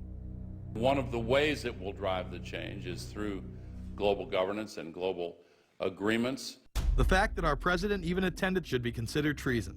Just weeks before the conference, ClimateGate hit the media. Secret emails confirm that many of the United Nations lead scientists had engaged in fraud in order to promote the idea that man-made global warming was occurring and that carbon dioxide was a toxic gas. In reality, they admitted the Earth had been cooling for the last decade and that they had destroyed the source data in order to ensure the scientific community would be unable to review their findings. Bill Jones was forced to resign from his position at East Anglia University, and Penn State has launched an investigation into Michael Mann. Because of the scandal, many countries refused to sign the agreement, and instead only 25 heads of state, including rock star president and savior Barack Obama, signed a much shorter and broader accord. The document states that a high-level panel will be created, and that parties will be subject to domestic auditing, supervision, and assessment. The climate conference in Copenhagen is another step towards the global management of our planet. The idea that carbon dioxide, the life force for plants here on Earth, is a toxic gas and should be taxed is laughable. There have been numerous periods of time in which the Earth has had vastly more carbon in the atmosphere than present day. In areas where there have been volcanic eruptions which emit large amounts of CO2, plants have benefited, and there is no negative impact on the surrounding environment, as well as indigenous people, from the excess carbon dioxide. The globalists promote this theory to keep mankind in fear, not only for the establishment of a global government and a global carbon tax, but the literal control of the entire planet. An even darker side to the scam of man-made global warming exists. In reality, it's about population control. Ted Turner reveals himself here in this interview with Charlie Rose. We've got to stabilize the population. When I was born, there were what's wrong with the population? I mean, with too many people. That's why we have global warming. We have global warming because too many people are using too much stuff. We've got to stabilize population on a voluntary basis. Everybody in the world's got to pledge to themselves that 1 or 2 children is it. Not doing it will be catastrophic. We'll have 8 degrees, we'll be 8 degrees hotter in 30 or 40 years, and basically none of the crops will grow. Most of the people will have died, and the rest of us will be cannibals. Civilization will have broken down. What the few people who are left will be living in a failed state like Somalia or Sudan, and living conditions will be intolerable. The droughts will be so bad there'll be no more corn growing. Not doing it is suicide. Unbelievably, when Turner met with other globalists, David Rockefeller, Warren Buffett, Bill Gates, Michael Bloomberg, and even Oprah Winfrey to discuss population control, they were portrayed as superheroes. Behind closed doors on this New York campus, a secret gathering of some of the world's most powerful people. Gates, Buffett, Bloomberg, Winfrey. It was like, well, it was like the Super Friends. In the great hall of the Justice League, there are assembled the world's 4 greatest heroes. Together with others at the meeting, including George Soros, Ted Turner, David Rockefeller, they're worth more than $125 billion. The new Superman and Wonder Woman, the super rich friends, not fighting bad guys, but fighting for good nonetheless. Would a superhero call for a one-child policy? Would a superhero call for population control? In a recent interview, he claims that 2 billion people would be ideal. That means 4 billion plus must die to accommodate a man who owns more acreage than anyone else on the planet. Let us not forget that Ted Turner is the president of the United Nations Foundation. There are countless examples of how we are being indoctrinated to accept these kind of conditions and believe that man and his activities are the problem. From the promotion of climate cops, we're the carbon cops and we're on the lookout for energy wasters, to phony liberals and conservatives getting together to promote climate change. Hell, let's face it, we're polar opposites. We couldn't be further apart. I'm on the left, and I'm usually right. And we strongly disagree. except on one issue. Tell them what it is, Reverend Pat. That would be our planet. Taking care of it is extremely important. We all need to work together, liberals and conservatives. So get involved. It's the right thing to do. Now there you go again. The New World Order will stop at nothing to achieve planetary dominance, whether it be assassination, wars based on lies, and even a phony environmental movement. So it should come as no surprise that they have been tracking, tracing, and databasing our lives for years. Many people are aware that the Bush administration engaged in warrantless wiretaps on American citizens. What they don't understand is that it's come out in court that all the major telecommunications companies have been secretly storing every piece of data received from our phones and our computers and handing them over to the National Security Agency. You heard about the government secretly listening in on phone conversations without a warrant, but there is evidence that your email is also being tapped. The government has been intercepting most emails as part of its terrorist surveillance program. That program has been criticized as illegal because it's missing an important ingredient: search warrants. Several years ago, Klein says he came to suspect that AT&T had installed secret computer gear designed to spy on internet traffic at the request of the National Security Agency. This is just a small part of the picture, as AT&T was not the only company involved and emails were not the only issue. The NSA was installing Norris Insight systems, which are capable of monitoring billions of bits of internet traffic per second. It was also able to monitor any calls trafficked through its system, all websites visited, all instant messaging, and separate types of transaction records. The secret room at AT&T contains gear which enables the government to look at every individual message on the internet and analyze exactly what people are doing.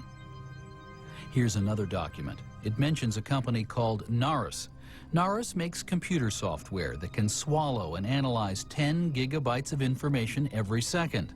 That means it could go through all the information in all the books in the Library of Congress in a little over 15 minutes. The documents Klein and others were able to produce were then censored by the NSA. Bankston isn't allowed to talk about the documents in detail. The government has since had them sealed. But he says what is in there boggles the mind. We are talking about a substantial portion of all the communications traffic in the United States. The policies have been shielded by the Obama administration and continue to this day. Attorney General Holder has publicly stated lawsuits be thrown out of court, and after several attempts, Klein and other cases were thrown out as well, once again citing the national security of what used to be a constitutional republic, not a massive corrupt slave state. Living in the New World Order, when it's close to completion, for the average citizen, for people like you and me, is going to be essentially slavery. We're never going to be able to get ahead.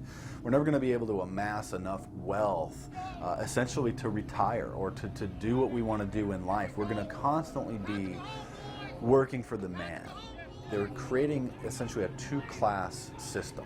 So it's going to be an inner ruling elite and then everyone else. And I got news for you. You're everyone else. The New World Order that is currently being built revolves around creating a global technopoly ruled by the elite, in which they dominate and control a severely reduced populace, which they treat as their pets. In the New World Order, the people are the enemy.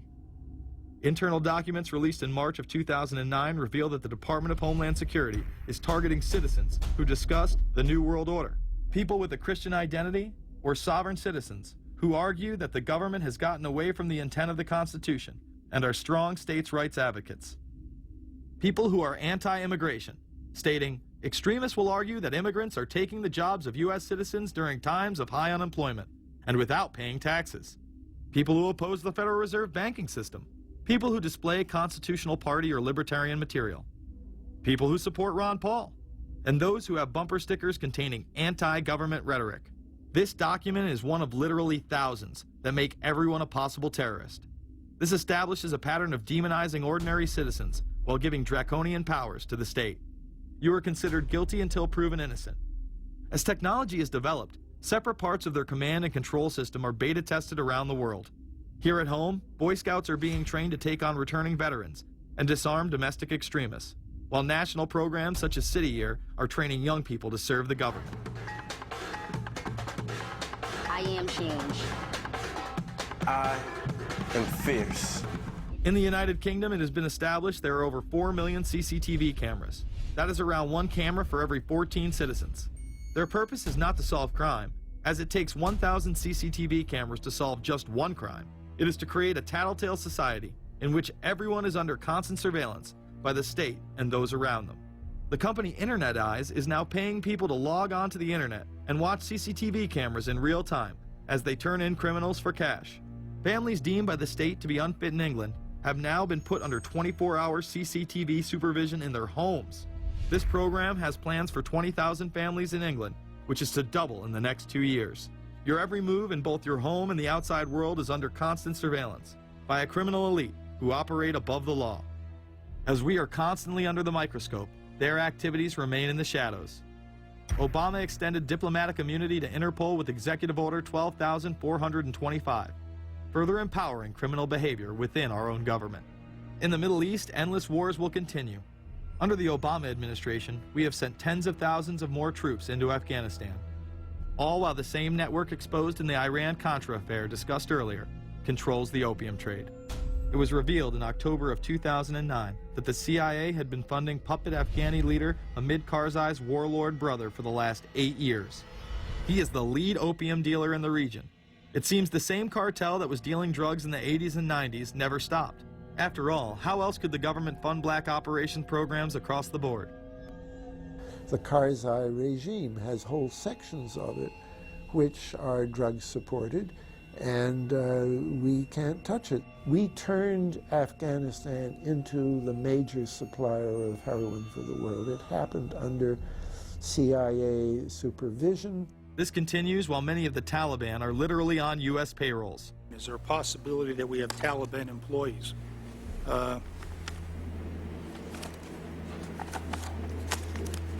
The commander in the field, or I should say the COCOM commander, General Petraeus, has made it a conscious effort to, as part of his coin strategy, to hire local nationals. I can't talk in this forum, nor am I the qualified guy to talk about it, but there is no doubt in my mind, one day you're on one side of the ledger, the other day you may be on the other side of the ledger. Biometrics have been instituted in both Afghanistan and Iraq, where individuals are subject to fingerprint devices, iris scanners, and electronic databases to screen local residents as well as DNA tests. This includes anyone within the populace of a combat zone. Someone has to go out there with the biometric registration equipment, take your iris scans, take your scans and get you registered in the system like that. As scary and tyrannical as these systems seem to be, none may be as dangerous as the implantable RFID microchip. Through various pretenses, including terror, security, and entertainment, the chip has been promoted and integrated into society. In 2001, following the 9/11 terrorist attacks, the Jacobs family became the first family to be injected with microchips in front of a live television audience. We have a Florida family who are really pioneers in a brave new world. They have volunteered to be the first ever to have microchip identification devices implanted into their body. After 9/11, I was really concerned with the security of my family. In 2004, the FDA approved the use of RFID technology to be implanted into human beings. However, studies dating back to the 1990s show the implantable microchip has been linked to cancer in animals, but this has not slowed the agenda of control. In Barcelona, trendies get chips in order to receive VIP status at the exclusive Baja nightclub. A simple swipe of the arm gets them in without a line, and it pays for their drinks too. The Mexican government also chipped employees for security measures in 2004. We were interested today to hear that more than 100 law enforcement officials in Mexico are having microchips implanted in their arms. The chips allow a person to be scanned, sort of like a cereal box at the supermarket checkout. Mexico's Attorney General and 160 of his deputies have had microchips implanted in their arms. It is to provide access, said the Attorney General, to the right people in exclusive areas. Today, aside from being promoted as a device that can save your life by storing all of your medical information in it, it is being promoted as the next generation tool for video gaming. Sega developer Yu Suzuki plans on developing gaming technology using implantable RFIDs. He states, people that have some sort of chips in their bodies, to be able to keep track of vital signs, so it doesn't have to be a scary thing. But you could put a sensor here, you know, a bit like the Matrix, as he points to his arm. It's not really something only in the future. Some people already have them, chips in their bodies. Suzuki is correct. It has never been easier to order a microchip online and implant it under your skin. Microchips implanted in your hand, arm, or shoulder is just the beginning. Some have already taken implantable brain chips that may enable the blind to see again, the deaf to hear, and much, much more, including the ability to download information directly into the brain and instantly communicate with anyone in the world, creating a worldwide mind. It's very interesting that the way that the New World Order is going is moving towards a system that is identical to that, whether it's going to be an implantable microchip, an RFID, a thumb scan, whether it's going to be some sort of a tattoo. Imagine a planet where every human being is required to be chipped at birth. This would be the final tool implemented in a command and control world government system in which the elite rule the masses with total control of their lives. This is, of course, a terrible predicament for those of us who are convinced that this system is slowly but surely destroying this country and has to be changed. But we can't count on the elected presidents to do it, and we can't count on the elected Congress to do it. We somehow have to mobilize the technological resources of the internet to create some kind of new political force in this country. So is there anything else about the ruling class we should know? Politicians, business leaders, and media figures are often portrayed as pillars of morality while they describe themselves as Christian conservatives. Nothing could be further from the truth. In reality, many of the elite are groomed at a young age to take part in occult rituals. Those who attend Yale are indoctrinated into the Order of Skull and Bones, an elite secret society cloaked as a fraternal order. Yale University is 300 years old this year, and were you to visit its campus, you would see that it still has exotic clubhouses, which look like tombs where Yale's legendary secret societies meet. Their prestige and importance have largely evaporated, but the rituals are still a secret. And so when we heard that some enterprising characters had managed to spy on the famous Skull and Bones Society, we couldn't resist. Skull and Bones, people say it's a fraternity at Yale University, but it's really a postgraduate organization. So it was founded in 1832. And it's not like a normal fraternity. People don't pledge. These people choose who they want to come. So they do the recruiting. They recruit 15 people every year, people who they see are going to be powerful people in the future. So they're recruited when they're a junior in college. A lot of these people come from really wealthy and influential families because they know that this person has the resources to then elevate them to a position of power that can benefit the club. The video shows the neophytes, or initiates, kissing a skull, then performing a mock human sacrifice. Horrific screams caught on tape include chants of, "The devil equals death, death equals the devil." True. Famous alums include Senators John Kerry and John Chafee, to name two, cabinet secretaries such as Averell Harriman, and 3 presidents, William Taft, George Bush, and George W. Bush, who's been reluctant to talk about Skull and Bones. Does it still exist? The thing is so secret, I'm not even sure it still exists. Former Skull and Bones members and current members have been presidents, heads of the CIA, senators, heads of business. I mean, huge, huge corporations. These people have the network that brings them to such a position of power that most people could only dream of. Bush would run against his fellow Bonesman and distant cousin John Kerry in 2004. You both were members of Skull and Bones, a secret society at Yale. What does that tell us? Not much, because it's a secret. Is there a secret handshake? Is there a secret code? I wish there were something secret I could manifest. 322, a secret number? There are all kinds of secrets, Tim. You were both in Skull and Bones, the secret society. It's so secret we can't talk about it. What does that mean for America? The conspiracy theorists are going to go wild. I'm sure they are. I don't know. I haven't seen the web. Number 322?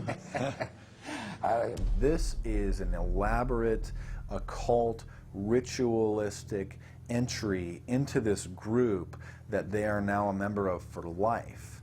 This culture of death and the occult continues long after college. Later on in life, these pagan rituals carry on in the redwoods of Sonoma, California. What is the Bohemian Grove? Well, it's a kind of summer camp for the powerful, an all-male gathering in great secrecy. This group was formed in the late 1800s by artists, industrialists, and politicians. Bohemian attendees worship the owl as their deity. The Aztecs, Mayans, and other natives of Mesoamerica considered the owl a symbol of destruction and death. This is why the opening ritual for the club is the cremation of care. During the ritual, the effigy of a baby is rowed across the water by the Grim Reaper and given to a high priest, who then tosses it on a fiery sacrificial altar of a 40-foot owl god. It is an earth-based ritual in which care is burned away. The conscience is symbolically cast aside so that they may ignore the pain they have inflicted on others for the advancement of their own agendas. With this ceremony called the cremation of care, that begins the 2-week encampment where the body of dull care, symbolizing woes and concerns, is burned on an altar in front of a big owl statue. When that ceremony ends, they all start to cheer and yell.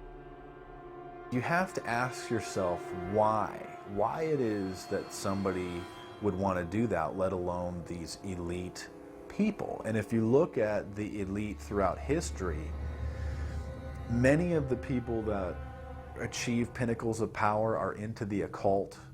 They seek a supernatural way to gain power. Why are Christian conservatives such as the Bushes and Newt Gingrich attending the Grove? And I recognize I'm not going to be invited to Renaissance Weekend or that Bohemian deal where Newt, Rush, and Dick all sit in a teepee naked beating on tom-toms. Why does the media barely mention the Grove? Because many of them are in attendance. Late political cartoonist Phil Frank of the San Francisco Chronicle draws a reporter thinking about his loyalties to Bohemian Grove as he takes notes for a story. Stories about what happens in these redwoods are hard to come by. A campground statue reminds Bohemians to keep their mouths shut about the Grove. Many world events have been shaped at the Grove, including the creation of the atomic bomb. Discussions at the Grove in the 1930s helped lead to the development of nuclear power and the atomic bomb. Every Republican president since Calvin Coolidge has been a member, as well as many Democrats, including Jimmy Carter. If you look at the membership lists of the Bohemian Grove and the Council on Foreign Relations, the Bilderberg Group, a lot of the key level people are overlapping and are involved in numerous groups. In addition to pagan rituals that take place there, this all-male club also deals with darker themes through the plays Montezuma, which feature Aztec human sacrifice, and Faust, which feature Mephisto. Some of these plays are disturbingly flamboyant. Many of the elitists have a penchant for cross-dressing and singing show tunes. Perhaps that is why much of the all-male staff also happen to be homosexuals. Well, each year, many of them seem to have a stunt or try to come up with a stunt. Last year, in 1980, the popular button was Free the Fortune 500. Bohemian Grove that I attend one time at a time. It is the most faggot goddamn thing you will ever imagine. In 2004, the New York Post reported that gay porn star Chad Savage would be servicing moguls at the Bohemian Grove. In recent years, several politicians have been outed in scandals, including Senator Larry Craig, who tried to solicit sex from an undercover officer in 2007. Even more shocking, it was revealed in 2004 that right-wing blogger James Guckert, who had unprecedented access to the White House during the Iraq War, was actually Jeff Gannon, a madam and male prostitute for militarystuds.com. During his 2 years writing for GOP USA and Talon News, Gannon officially made over 200 appearances at the White House. Oddly enough, over 24 of these visits would take place when there were no scheduled briefings. He failed to check in or out with the Secret Service on many other occasions, coming and going as he pleased. These type of activities are not new to the White House. In 1989, headlines involving callboys in the White House rocked the cover of the Washington Times. The Washington Times reported today that unidentified White House aides in the Carter, Reagan, and Bush administrations now are being investigated for using the services of a callboy ring. The paper reports that 2 of the male prostitutes were given a late-night tour of the White House last year. Hundreds of credit card receipts obtained by the Washington Times confirm that its clients were key officials of the Reagan and Bush administrations, military officers, congressional aides, and U.S. and foreign businessmen with close social ties to Washington's political elite. This ring extended beyond the White House and into Congressman Barney Frank's bedroom. Barney Frank, one of 2 openly homosexual members of Congress, acknowledged having used a male prostitute, whom he then hired as a personal employee. The man had keys to Frank's basement apartment on Capitol Hill. Frank paid him approximately $20,000 out of his own pocket to be his housekeeper and driver. But as first reported in today's Washington Times, the man was on probation for sex crimes and a drug conviction, and he ran a prostitution business out of Frank's home. Although Frank tried to claim ignorance, Stephen Goby, the prostitute in question, claimed that Frank was completely aware of what was going on and was even receiving free and discounted sexual services. The fix seemed to be in.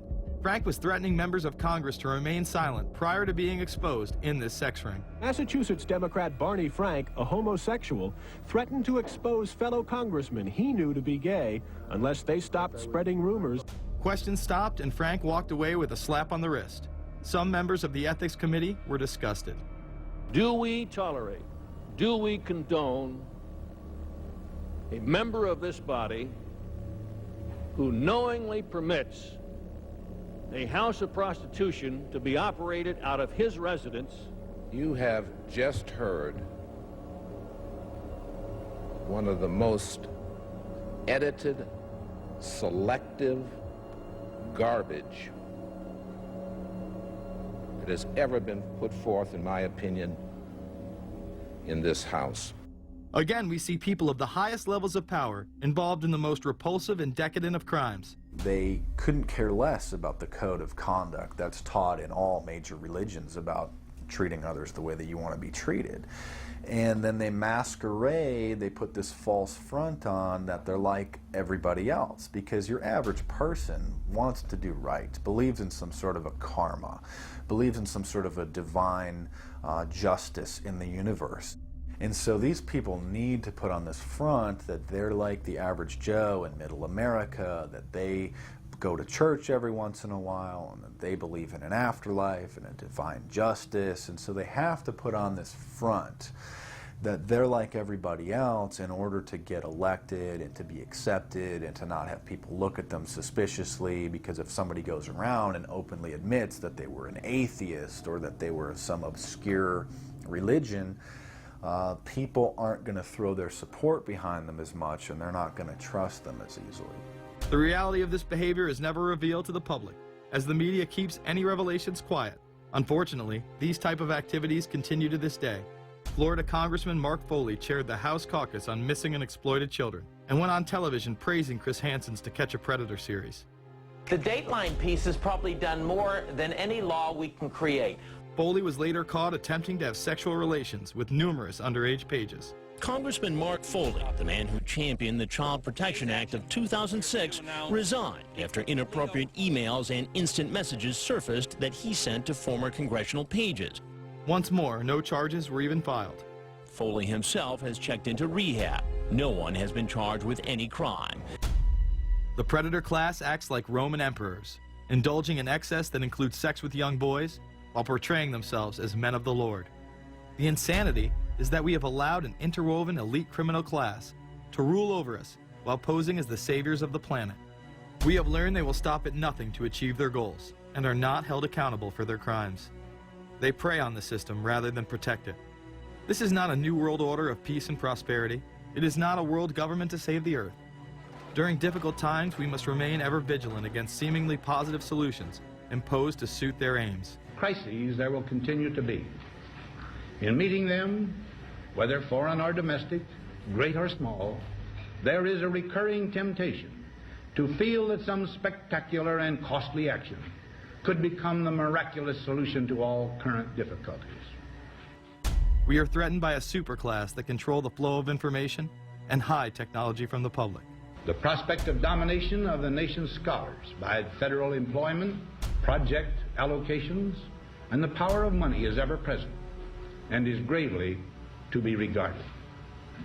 We must also be alert to the equal and opposite danger that public policy could itself become the captive of a scientific, technological elite. It is time to put down the remote control, to turn off your Xbox, and start paying attention. It is time to step away from everyday luxuries and pop culture and take action against a monolithic, concentrated evil in order to save what's left of humanity. We must now trade in our apathy for action in order to defeat this invisible empire.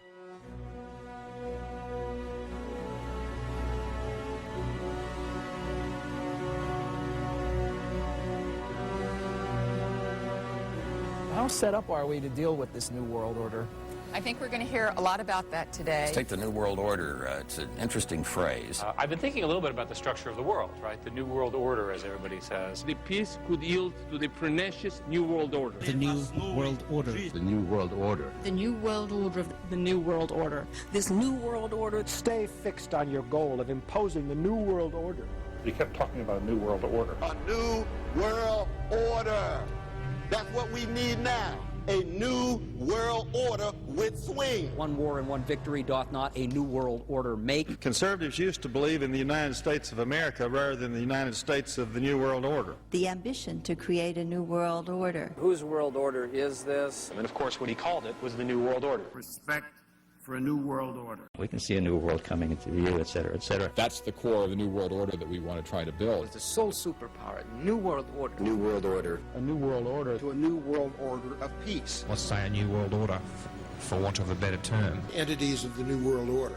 The whole concept of New World Order is something else. It really says that the state is God. The state will play a bigger role in the economy. New order. What Wilson wanted was a new world order, not just a new world order. In order to compete in the New World Order. Compete in this New World Order. This is the third leg of the New World Order. We had the World Bank, we had the IMF, and now we had the World Trade Organization. A rigid New World Order. This hoped-for New World Order. Constructing a new world order. In the New World Order of the 21st century. The new world order we're going to put in place in this New World Order. In this new world order. The patriots in this country are not going to see their rights diminished in order to create a new world order. That President Bush has described as a new world order, which I share that, we all share that same desire. A new world order is surely in the making here. Are we ready for the new world order? It's a timely and often controversial question. You don't hear a politician speak the way you do in America. It's about the future of Europe and a new world order. Mr. President, thank you so much, and I hope to have you again, and I hope to see you again.